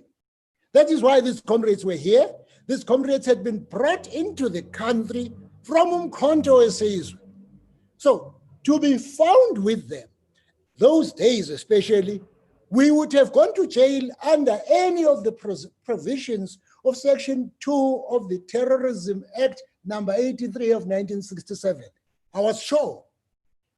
So disappeared with the document, left the doors open. When these cops went into the office, couldn't find me. Vuyi Mdleleni took the comrades to Silverton, where the siege happened. I've mentioned Christie.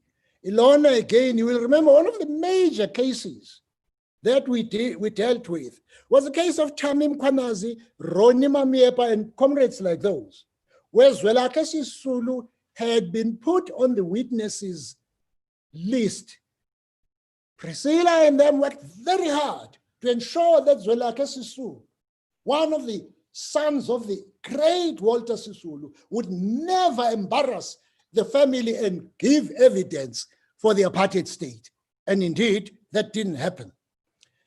There were other minor cases, but I want to touch on one. The case of Zinji Vankondo, who was arrested on his way from Lusaka to Lesotho. We were criticized, Ilona, you will remember, for daring to involve Mrs. Suzme in arguing the case. And eventually, of course, Zinjiva was released, went on to Lesotho, may his soul rest in peace. We dealt with the cases of Norman Dubazana, Jackie Selebe, our former Commissioner of Police, Ambassador to the UN, etc. Right. We dealt with those cases. We also dealt with cases which on the face of it would appear to be simple criminal matters. One day, I'm visited at home by 2 women and a man who tell me that I should actually be doctored and go and sit in front of the magistrate in the case of one Vugi Shibas. So, why me? No, Priscilla Jana does not want to wear the muti, which will make the magistrate tremble. That is why we're here, to talk to a fellow Bantu.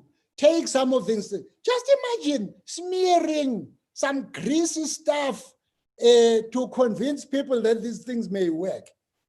Vugi Shibase, it turned out when I got into exile, was part of the comrades, like more Comrade Gazi and others, who would hijack and steal cars and take them out to Mozambique, through Botswana to Lusaka, etc., so that the ANC had transport. So Priscilla doesn't tell me who these people are. All I know is that they have to be defended. They need legal assistance. I get to know much later that there was a small contingent that would nab cars in the country so that the ANC had transport out in the frontline states. So I didn't know these people, as I've said, but they were known to Priscilla. We dealt with the cases involving Bingo Mbonjeni, who to me was just an artist working with Benji Francis and them in culture. Mafika, Gwala in Hammersdale, etc. I didn't know them to be activists. I thought they just spoke poetry, read a lot of ancient novels, etc., only to find that some of them, if not all of them, were known to Priscilla Jana to have been activists. One day with Jackie Selebi and others, we traveled to Durban. On our way back, we go to visit Pascal Mafika Gwala in Hammersdale. Just when we were sitting there, we noticed that there are cars coming up to Mafika's place. Hey, we ran, man. Because Mafika and Jackie were banned persons, each one of whom was not allowed to be in the company of more than one person. So we had to run for dear life and drive back to Johannesburg. So that is the Priscilla who is not just your good lawyer who will work with you, whatever the outcome of your case. But this is the Priscilla who was also an activist of Umkhonto weSizwe in her own right. Mrs. Bridget, our ambassador, said, I was assigned the task of working with her when we were part of the ANC's Legal and Constitutional Affairs Department in Lusaka. And, you know, every now and then we would get messages, we would arrange for all sorts of relevant things to be put together. One time we worked with Ronnie Casrills and the late Professor Lawrence, what was his name? Who had come to see us about something, some photos that had been presented in court, which showed that they were handled by at least two people at our greenhouse where we ran our intelligence from. They wanted to know who handled these documents because they were photos of the documents that were before court, but had fingerprints of one person, and obviously there was one person photographing them. So we worked on these. I won't say whether we managed to identify people who had infiltrated the greenhouse itself in Lilanda, in Lusaka. I'm not going to say that. All I can say is all this work came to us from home through Priscilla, and we responded, and she handled every element of those cases with diligence, with dedication, with total commitment to the struggle. I shared one very interesting thing with her. She says, if you do not hate the injustices of the apartheid system at your personal level, you won't fight it. You've got to start by hating it. And then you wish to sacrifice to bring it to an end. She was that kind of person. She just would never accept the ravages of injustice. And may her soul rest in eternal peace. Comrades, I know we've lost quite a number of comrades, not only this year, but a couple of years going back, like Bo Willie Khositsile, Bo Winnie Mandela, Bo Mendin Simang, Bo Zola Square, and this year we lost a few more, like Bo Dennis Goldberg, Ndate Rumlangeni, etc. May all their souls know eternal peace, and may they look after and upon us as we try to remake and rejuvenate our and their ANC. Thank you, comrades. Thank you very much. Thank you very much, comrades, for those reflections of an indelible contribution and legacy that will live on in our hearts and minds, and indeed as part of our heritage. What is very clear is that the values that Priscilla believed in are the values that we should all fight to restore and to reclaim. The values of integrity, non-racialism, non-sexism, unity in our movement, and moving forward to make South Africa a better place for all who live in it, as Priscilla strove to do, no matter what she was, which task she was given. After her term as a member of parliament, Comrade Priscilla represented South Africa as an ambassador from 2001 to 2005 in the Netherlands, and from 2006 to 2011 as ambassador to Ireland. During a decade as a diplomat, she represented the country on an international stage and engaged in human rights issues that forms the cornerstone of our foreign policy. We will be listening to messages from the Excellency Ambassador Han Peters, representing the Netherlands in South Africa, and from Ambassador Gail Sinan, representing Ireland. Your Excellency Ambassador Peters, you have the floor. Thank you so much, Madam Program Director. Thank you for the opportunity to say a few words. I was, like so many of you, of course, deeply saddened by the news of the passing of Ambassador Priscilla Jana, human rights lawyer and deputy chairperson of the South African Human Rights Commission. And I would like to echo the words that President Ramaphosa used when he said that South Africa has lost a human rights icon and a formidable legal mind. As you already mentioned, Ambassador Jana was ambassador to the Netherlands in the first years of this century. And we remember her as an accomplished diplomat who, as you said, never relented on human rights and who worked hard to promote and develop bilateral relations between our two countries. And for this, we are deeply grateful to her. Although I have worked in this country already early in the early 90s, I arrived just a couple of weeks before Mr. Mandela was released, and I remember being at the first ANC conference back home in Durban. But I never had a privilege of meeting her. But like many others, I feel indebted to Priscilla Jana for her contribution to freedom and for championing of equality and dignity.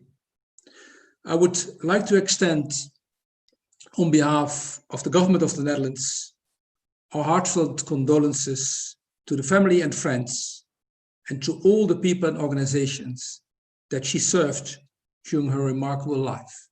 May her soul rest in peace. Thank you very much, Your Excellency. And certainly, we think that Priscilla, in her tenure in your country, enjoyed being there, and she made great strides to really deepen the relationship between South Africa and the Netherlands. It is also now my great honor to call on Ambassador Gilisinan from Ireland to say a few words. DSG Duarte, thank you very much. I'd like to acknowledge all the previous and current ministers present and other comrades from the ANC, and to start by expressing my deep sympathy on your loss. I think 2020 has been an incredibly difficult year to watch many great stalwarts move on. I'm very honoured to be able to pay tribute to Ambassador Priscilla Jana, who, as you've mentioned, was ambassador to Ireland between 2006 and 2011. In talking to people who knew her at that time, the thing that comes across very strongly was her generosity of spirit. She made a great number of friends when she lived in Ireland, and many remember her inviting them, cooking directly for them in her home, and really opening her heart and welcoming people in. She played a very important role in that sense because she was willing to share her experiences in South Africa with people in Ireland, and she was very generous as a lawyer in that context. And there are many relationships that I believe the embassy in Dublin still treasures and has to this very day. from my point of view, just looking back at her record, she chose to engage very much in human rights. So I can see that she had a very strong relationship with some of the foremost organisations in Ireland who were working on human rights. Amnesty International, Trócaire, which had worked very strongly in the anti-apartheid movement, and Cosán, which was an organisation that worked with youth in deprived parts of Dublin. So she was very generous with that engagement and with the solidarity that she extended to people in Ireland who were working on issues of social justice and human rights, and that was very deeply appreciated and was part of the ongoing tradition between South Africa and Ireland of solidarity and of partnership, particularly on these issues. She was also in Ireland at a very important period during the Northern Ireland peace process, and she was very generous in her engagement around discussions on the establishment of the Human Rights Commission in Northern Ireland and some of the debates and discussions that were going on at that time around the Bill of Rights. And so she carried on that very proud tradition, which President Ramaphosa is also a part of, engaging in Ireland and in the peace process and in some of the issues that we continue to grapple with to this day. And it's wonderful to pay tribute to another South African who also took it upon herself to engage in those issues and to help us to navigate our way through to a more peaceful and prosperous future. So I want to, on behalf of the people and the government of Ireland, extend my condolences to her family in particular, to all of her friends and to all of the comrades in the ANC. And thank you for giving me this opportunity to speak.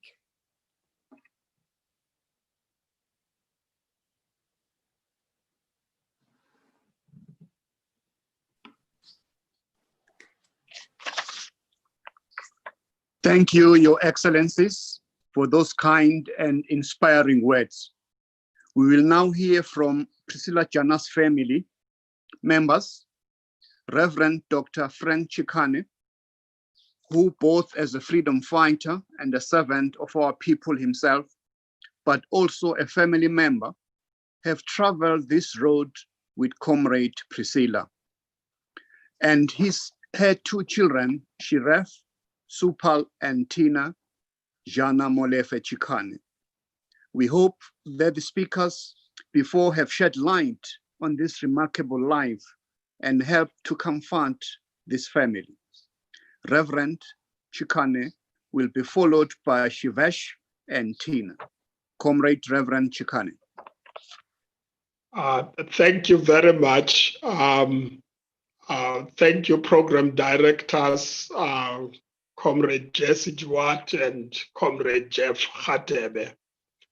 I'd like to also recognize the ministers who are here and former ministers, the Speaker of Parliament, the National Assembly, deputy ministers and former deputy ministers, the diplomatic corps. I speak here on behalf of the family, and the families, they are the Jana family, the Chikane family, Supal family, and the Molefe family. The Chikanes and the Jana families were brought together into this family bond by our children. Frank Chikane, my late cousin Mos Chikane's son, who was named after me, and Tina Jana Molefe Chikane. Priscilla Jana, therefore, in our tradition, was our Mokgotsi, Mokgotsi Wahaba Chikane.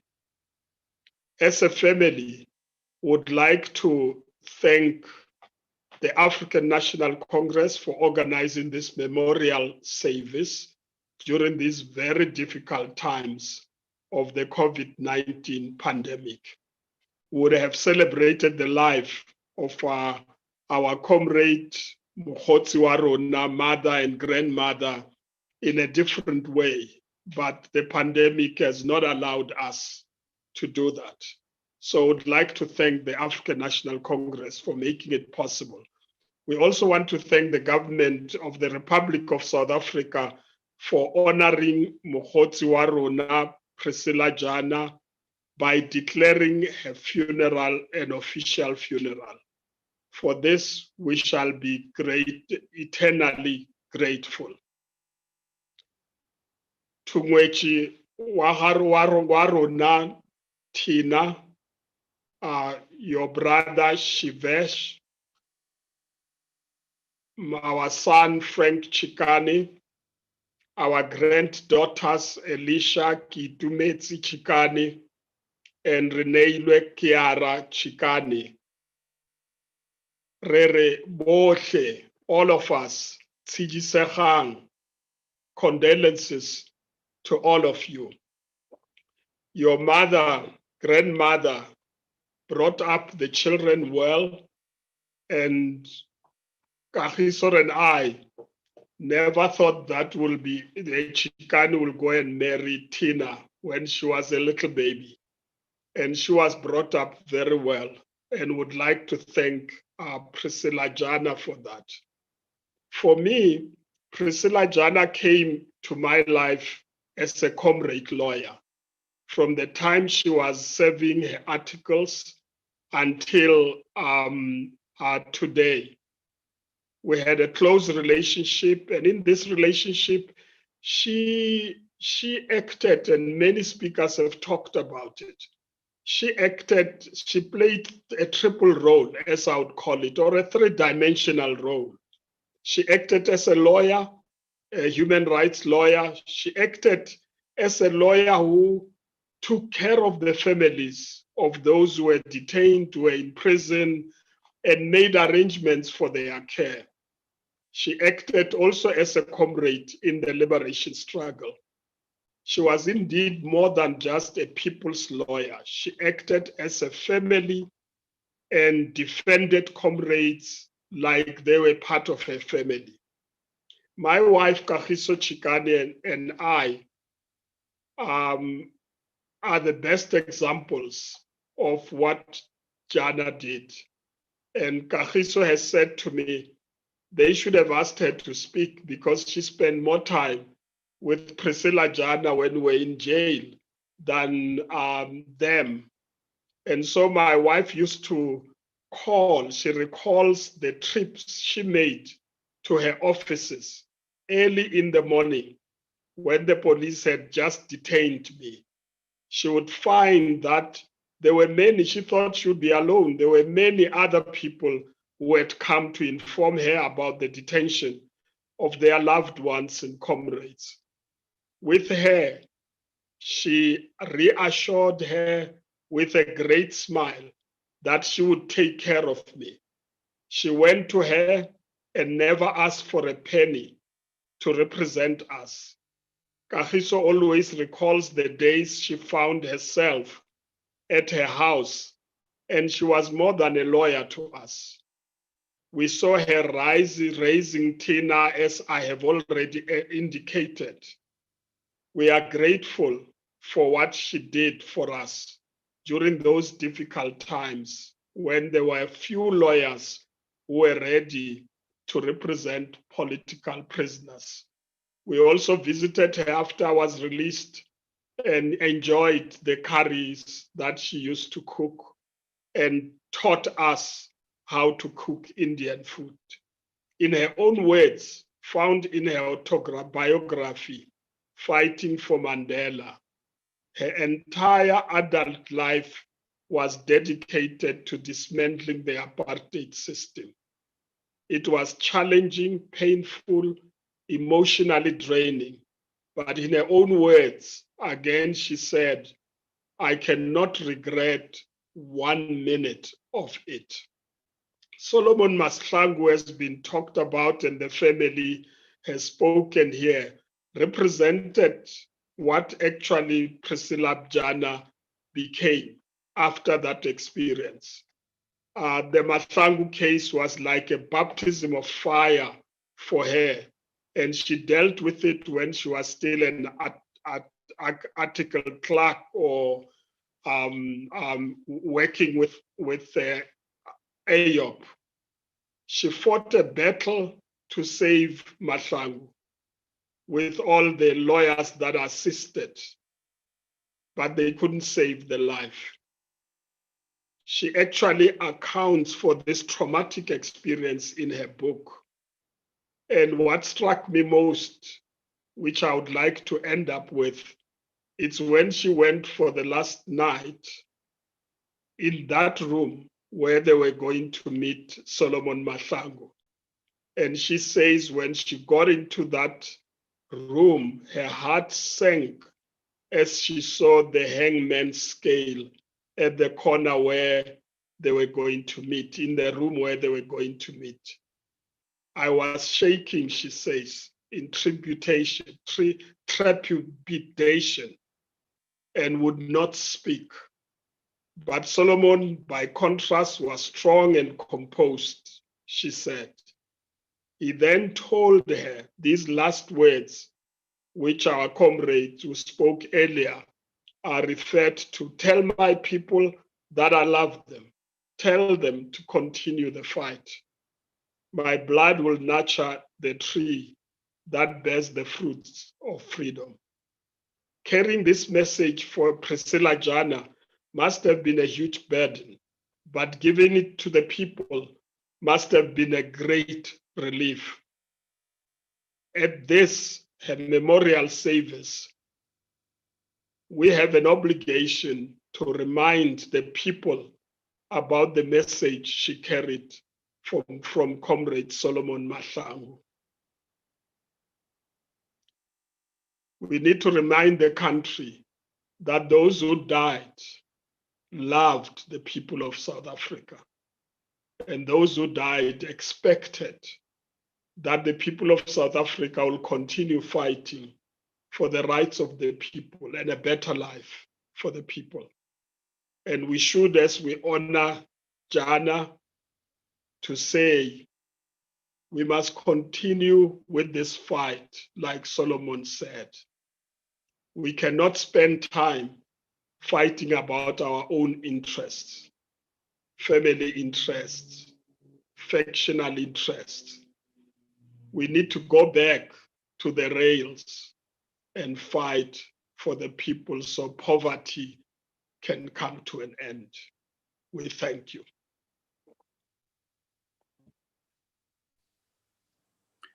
Thank you, Comrade Reverend Chikane. He will be followed now by Shivesh and Tina.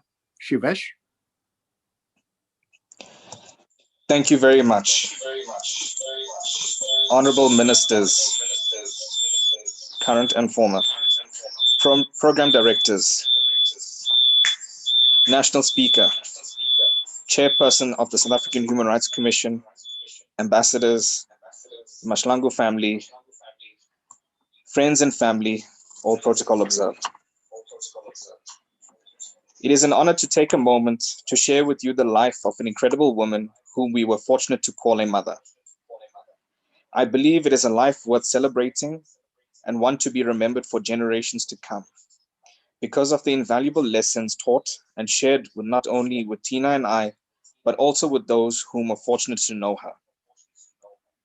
In the past 2 weeks, Tina and I have received so many messages, phone calls, and have heard from many people from many places saying, there are no words. Well, there are words. There are words of happiness about the treasured time we all had with Mum, whom I called Poor. There are words of beauty to describe her individuality and how she always looked. There are words of sorrow to try and communicate what we are feeling now she has left us. But maybe most of all, there are words of strength, of hope, of power, of resilience, and of tender love. Words that can bring us all together to cross these choppy waters and come out the other side better for it. Pua was smart, challenging, empathetic, and encouraging. She encouraged us to always live life to the fullest without any regrets, and showered us with endless love even till her last breath. She was a great listener with time for friends and family from all walks of life. She was as selfless as she was determined and touched so many lives in so many different ways. Her devotion to her family was boundless. Her dedication to her country was incomprehensible, and her struggle was real. Her fearlessness was showcased through her work, and she never gave up even through the darkest of days. She was the defender of the defenseless, a voice for the people, and a mother to not just Tina and I, but all those whom had the privilege of knowing her.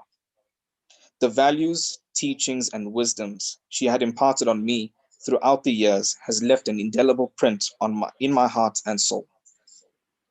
The moments we shared together at home, the near and far destinations we traveled to together, the Diwali celebrations, Christmas, Eid, the highs and lows we faced will forever be remembered and cherished. Pua, words cannot describe the emptiness we feel now that you are gone. The void is real. I wish that I could turn back the hands of time and have the opportunity to spend more time with you. When I saw you on 26th of September, I told you I would be back to see you in a few days. You looked at me with your signature grin and asked me, how long is a few days?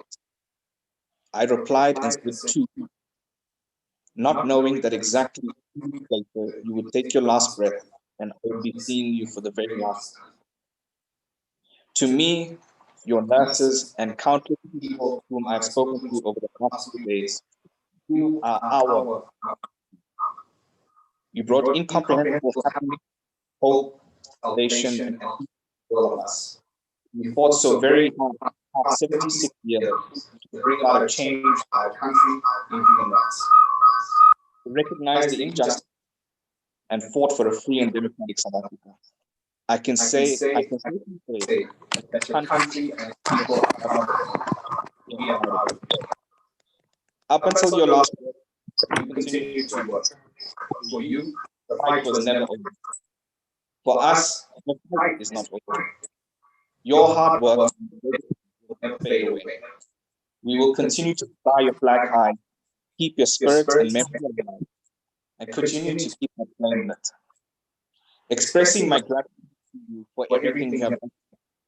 Our family, South Africa, will never be enough.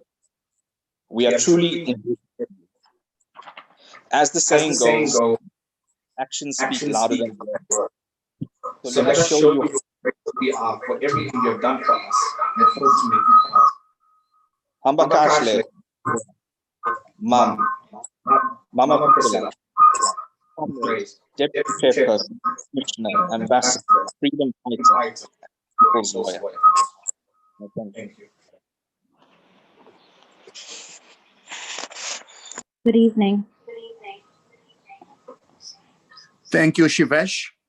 We'll now hear from Tina. Tina. Thank you, Program Director.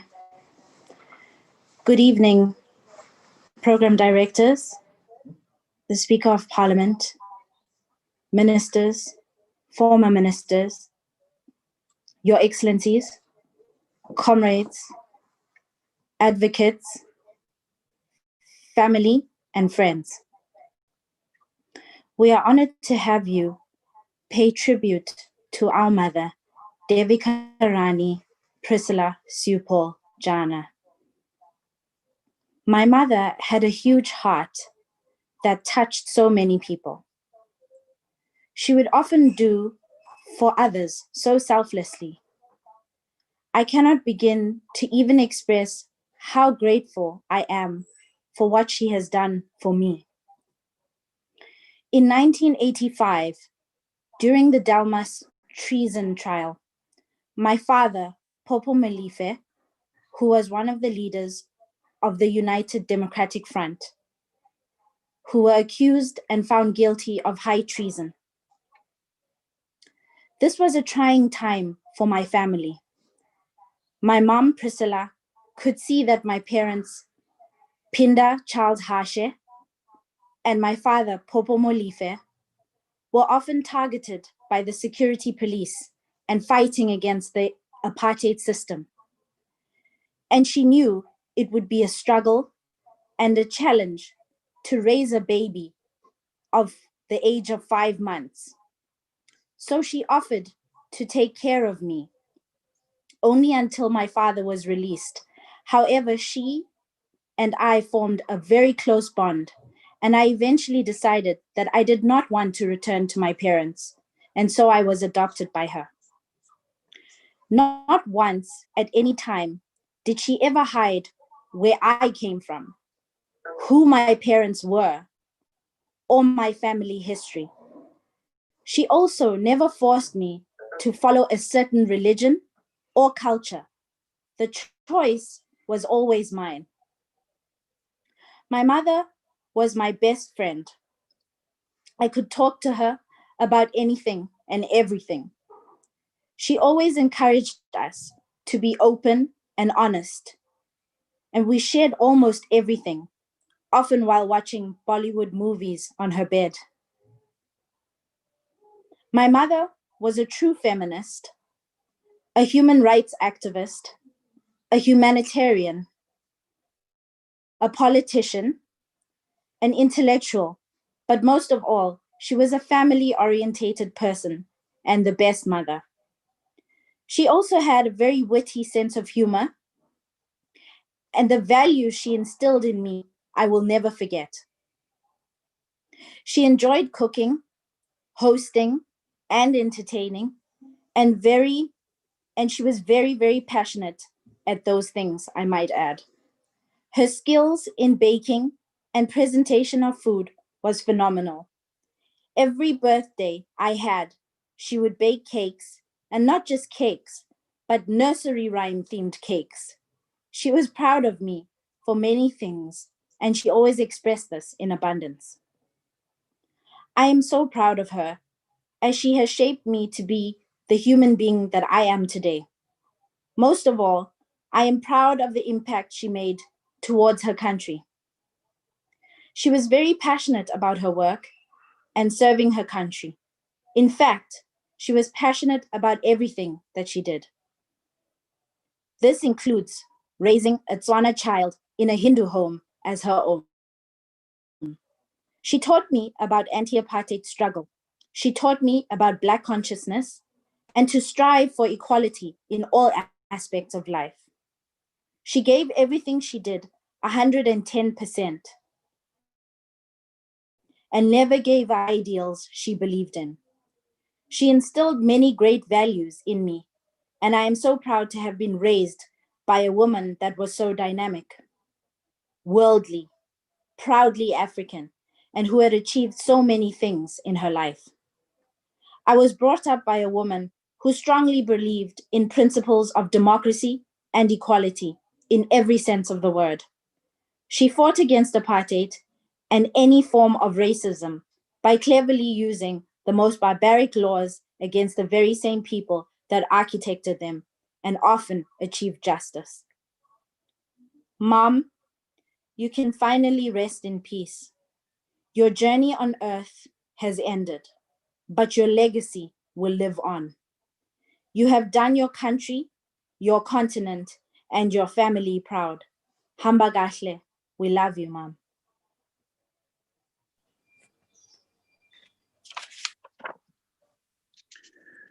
Thank you very much to the family for those moving tributes. We are nearing the end of this memorial service, and we will now receive the eulogy from Comrade Lindiwe Sisulu, a member of the National Executive Committee and a Minister of Human Settlements, Water and Sanitation.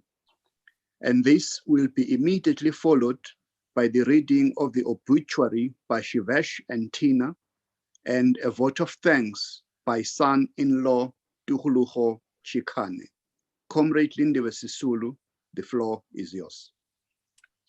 Thank you, Program Director. Madam Deputy Secretary General Jessie Duarte, Madam Speaker, ministers, former ministers, members of the Human Rights Commission, and all representatives of government. And the family, Tina and Shivesh, and all of all of the family friends. The government of the Republic of South Africa recognizes the outstanding contribution of Her Excellency Priscilla Jana. She was given a special provincial funeral, and our gratitude to the President and the Premier of Gauteng for this gesture of recognition.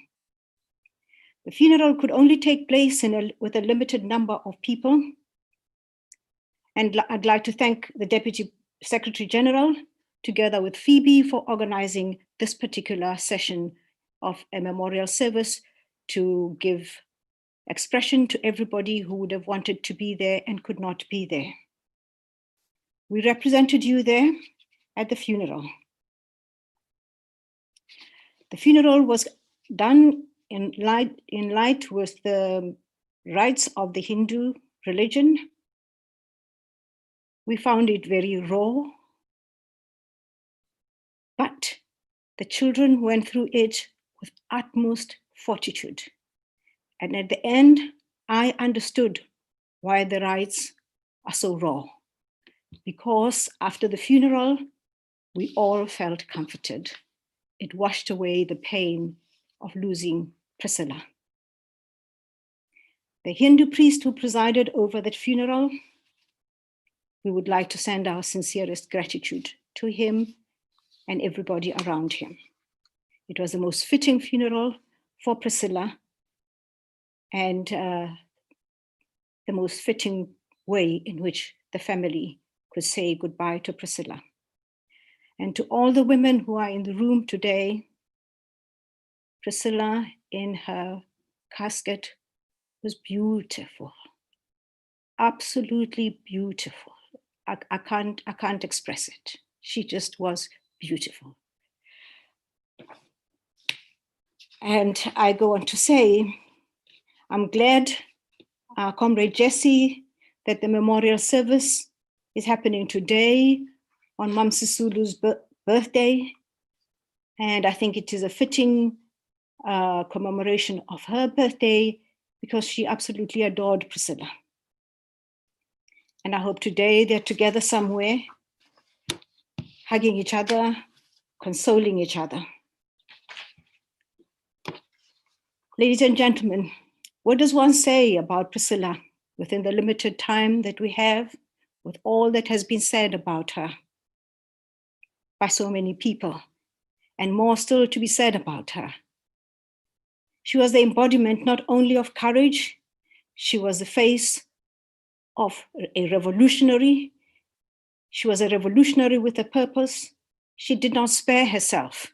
She threw herself, heart and soul, into all her responsibility in the people's defense, with immeasurable compassion for each case that she dealt with.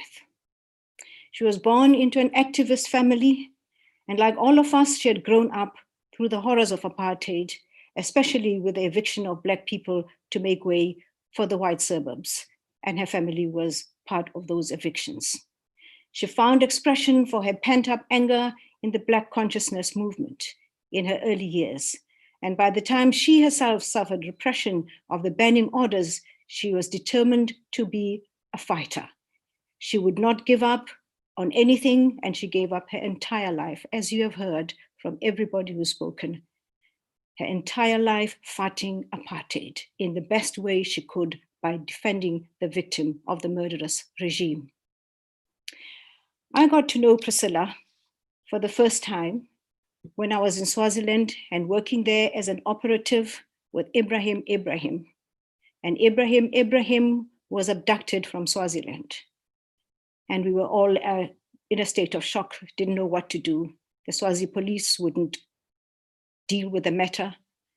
At the end of that week, I got a phone call from a woman who said, "Hi, I'm Priscilla here. Is that Lindy?" And I said, yes. She says, "Okay, I just want to tell you that Ibrahim is fine. Please tell all the comrades Ibrahim is fine. I am looking after him and he's okay. And you know what, Lindy? Please also tell all his girlfriends to stop bringing chocolates to my office, because I can't tell them that he's not allowed to have chocolates. So what do? I eat those chocolates, and you must see what I look like now after eating all those chocolates. And it made me chuckle, even in the face of all of that which was happening around us. That was Priscilla at her best. And then I got in touch with her again when she was looking after Umgov. Umgov was the first to be released on Robben Island, and Priscilla was there to look after Umgov. A very difficult task to do, because Umgov had his own mind. He had made up his mind about what he was going to do, and he was not going to be restricted to any of the things that he had signed on. And poor Priscilla had to run after him. No, Umgov, you can't do this because the restrictions don't allow you. No, you can't do that because the restrictions don't allow you.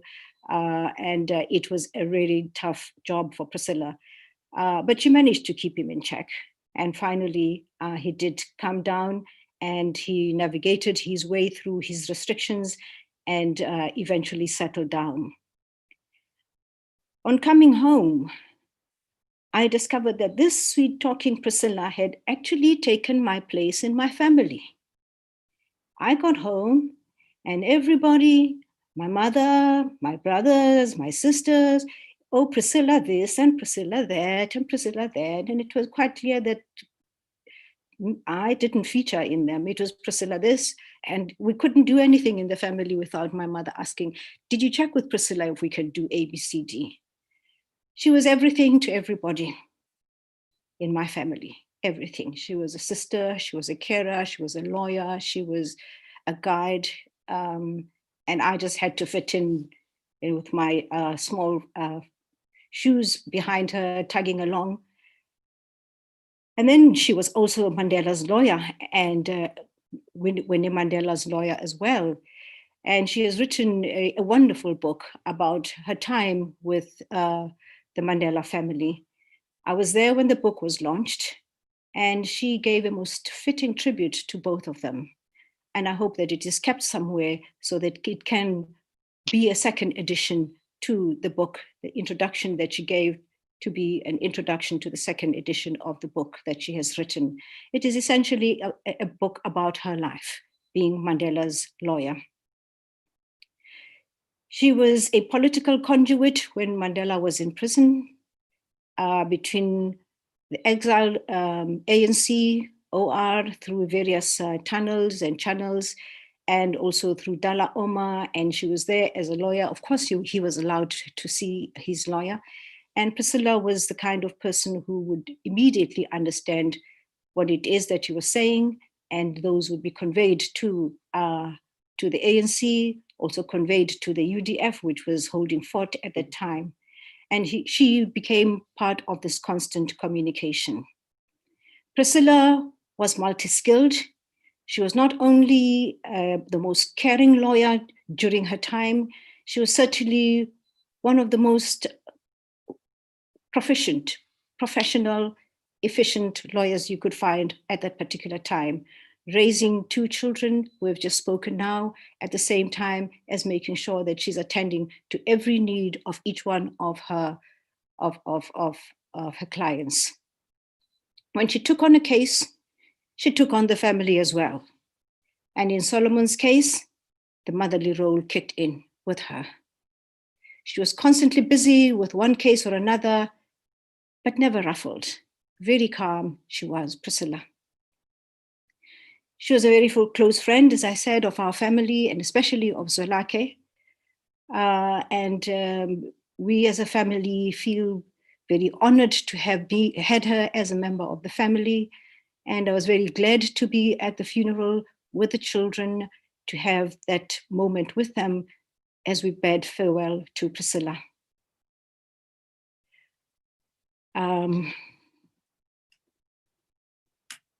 Sorry, my thing I'm going to do has just cut up. Priscilla then became a member of Parliament. She came to Parliament and she became a member of the Portfolio Committee on Justice, as Johnny has indicated just now. In an interview that I had with her in 2015, we were writing biographies of various outstanding people for a project called SADET, which was South African Democratic Education Trust, a revisit of the history of South Africa. And I interviewed her. She expressed her regret at what she could only have done better when she was a member of the Portfolio Committee in crafting the Constitution. She regretted that it was not as African as she would have wanted it to be. And she would say in the conversation with me, there's my Black consciousness streak coming out. No, I'm sorry. Okay, no, and then we would continue. But however, she did feel that our constitution was more Eurocentric than it should have been. And she says that we could easily have settled for one that represented us as Africans. There were a number of African scholars we could have brought in to ensure that we are truly as African as we would like to be. She believed that we could have tapped into the scholarship, but instead we didn't. And she feels that we missed on a wave of Africanization that was sweeping across Africa at that particular time. And she thinks that it passed us by. However, she would say, there's always a way of fixing things. Now that we know what's wrong, we will fix things. And I would say this, I'd like to say this on all your behalf, we will fix things, Priscilla. For you, we will fix things.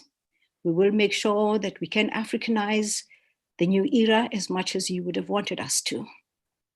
She reflected a great deal on the work that was done by the Justice Committee, represented here by Johnny Dilange and Ms. Mabandla. And she was very proud of having been there, except for this part about the constitution. She says, we visited most European countries to find out about their constitutions. And amazingly, we never did visit India. And India is the biggest democracy. It just didn't occur to us to go to India. Maybe we would have come out with a different outcome. She was of Indian origin. She was proud of being a woman. She was proud of being South African. And when her country needed her most, she was there. She was proud of her clients, as proud of her clients as they were of her. She was very proud of Solomon Mahlangu, as has been said. And she would often say, I have yet to come across a braver person than that in my life. He is like a true martyr. And I was honored to have had him with me on that particular day. I was honored to have taken his message to the people of South Africa. She said in an interview,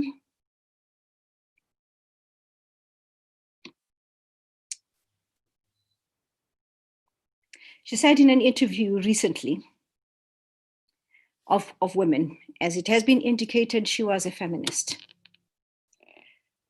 that she had immediately made up her mind after meeting Mandela, that she was going to devote herself entirely, the entirety of her life, to the liberation of her people, and particularly to women. She did that. She died, as it were, too soon, but she died with her boots on. Of the women she shared the long journey with, we've come a long way, and we have a long way to go. She has constantly reaffirmed each one of us, and each one of us has a responsibility to devote ourselves to making sure that that which she fought for is finally achieved in its totality. To ensure equality, non-discrimination of women, to fight against poverty where women are constantly trapped. To the children, Shivesh and Tina, you are everything she could have wished for. She loved you very much. And I am so proud of you. I'm so proud of being called auntie by you, of the way that you carried yourself, that you arranged your mother's funeral, that you did everything that you did. It is just amazing. But it just goes to show that you were brought up by Priscilla. Without you, she would not have the conviction to give so much. She was given that conviction because she knew that she was doing it for you to take forward, for you to be proud of her. She had the strength because she got it from you, the children. had the strength because she had your love.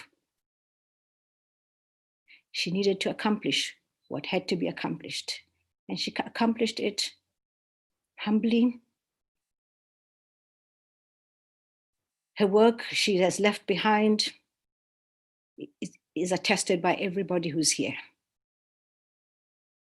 She became an ambassador and represented us extremely well.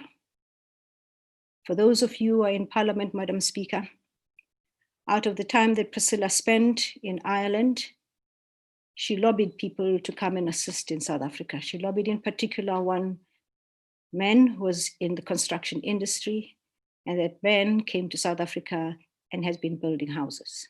When you leave the airport to come to Parliament, on the side of the road, on the left-hand side of the road, you will see a whole lot of smarty box-like houses on the main road to Parliament.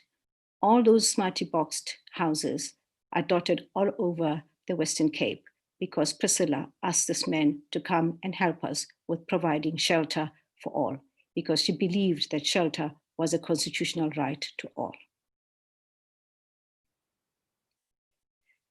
We've come a long way, and Priscilla has contributed immensely through the courts, through touching every family that she came across, through touching each one of us that she befriended, through touching each one of those that she worked with, touching each one that she had relations with in Parliament, in the Portfolio Committee.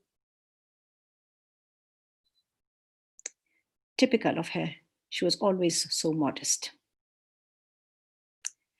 Farewell, dear one, defender of the defenseless, feared by the regime, respected by the masses, and loved by all. Farewell, my beloved sister. Farewell, Priscilla. Thank you to all of you.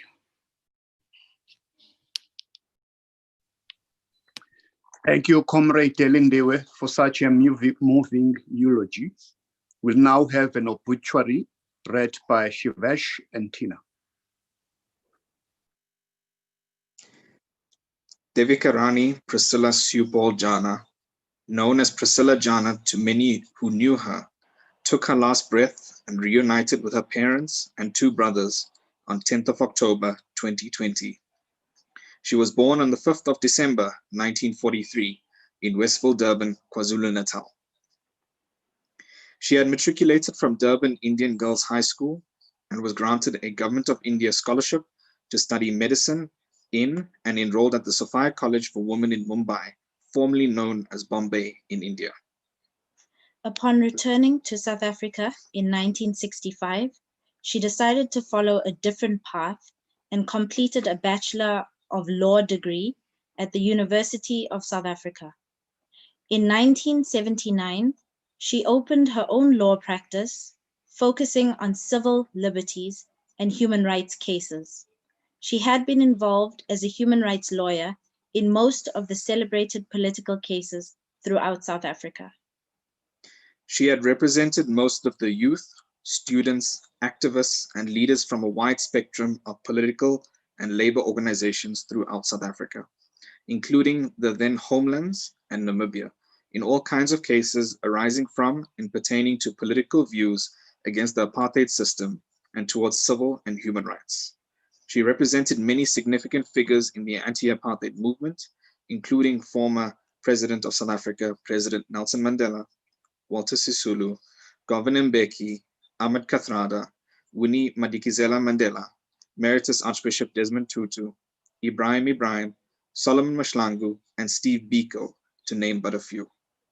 Her interest in human rights had been sustained by her own experiences and victimization by the laws of apartheid.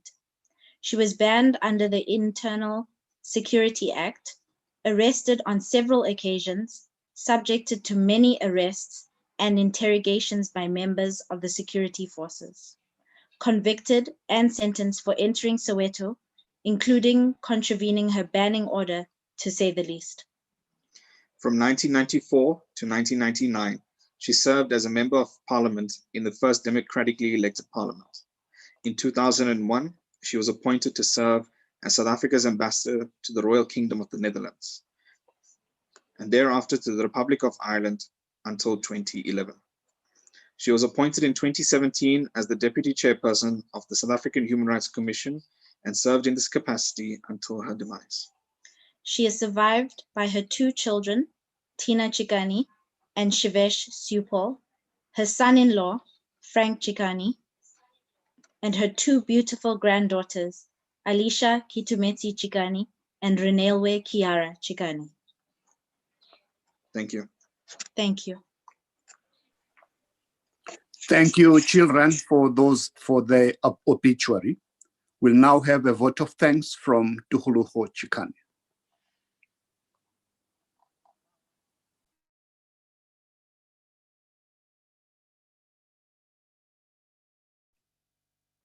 Just unmute.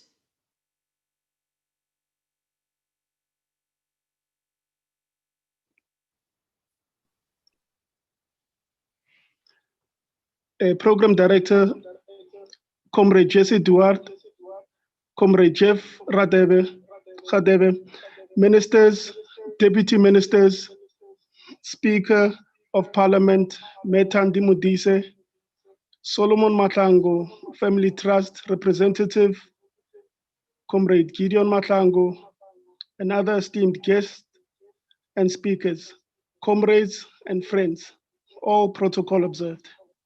Good evening. It is my singular honor bestowed upon me by Mayor Priscilla Devikarmi, Supol Jana's family, our family, the Jana, Supol, Molefe, Hashe, and Chikane family, that I convey to you our heartfelt gratitude and appreciation to all of you who took time and space together with us during our trying times since the passing of our mother and my wonderful mother-in-law, Mom Priscilla Jana.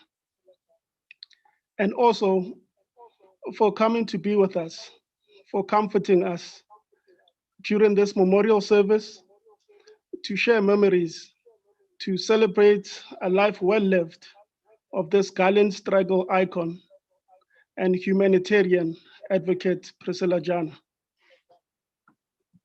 We would like to thank firstly the President of the country and the President of the ANC for bestowing upon us, upon Mama Priscilla Jana, a just and befitting honor of a special official funeral. We would like to thank all who participated in helping to organize the funeral and memorial service. Comrade Jesse Duarte, Minister Lindiwe Sisulu, Professor Joe Verieva, and many other comrades and friends who sent their messages of condolences. The list is too long to mention all of them, but we received messages of condolences from within the country, across the borders, and overseas. Mostly, we would like to thank all the families who had dedicated and sacrificed their lives for our freedom. It is because of you and your selfless sacrifices that Mom Priscilla's fire was ignited to burn to ashes, in her way, all apparatus of the apartheid regime. To the families, and from our family, we have lost a rock, a revolutionary icon in law. You will be fondly remembered, Mom Priscilla, for your contribution to the struggle, but also as a loyal and loving friend, a loving mother not only to Tina and Shivesh, but also to the countless detainees who found comfort in seeing you. In their darkest hour, in the jail corridors, prison cells, you're the one that brought light. We will remember your wise words, your humor, your love for cooking, and your sharing nature. Your love for game drives our conversation on all topics under the sun. We are inspired and proud, and will try to follow in your footsteps and submit our own contribution in advancing the fight for equality, access to land, and the attainment of real and a new socio-economic reality. You may no longer be with us in the flesh, but your legacy will live on. Aluta continua. Robalaga Koto, Mam Priscilla. We love you and thank you. Thank you very much, Comrade Diholoho.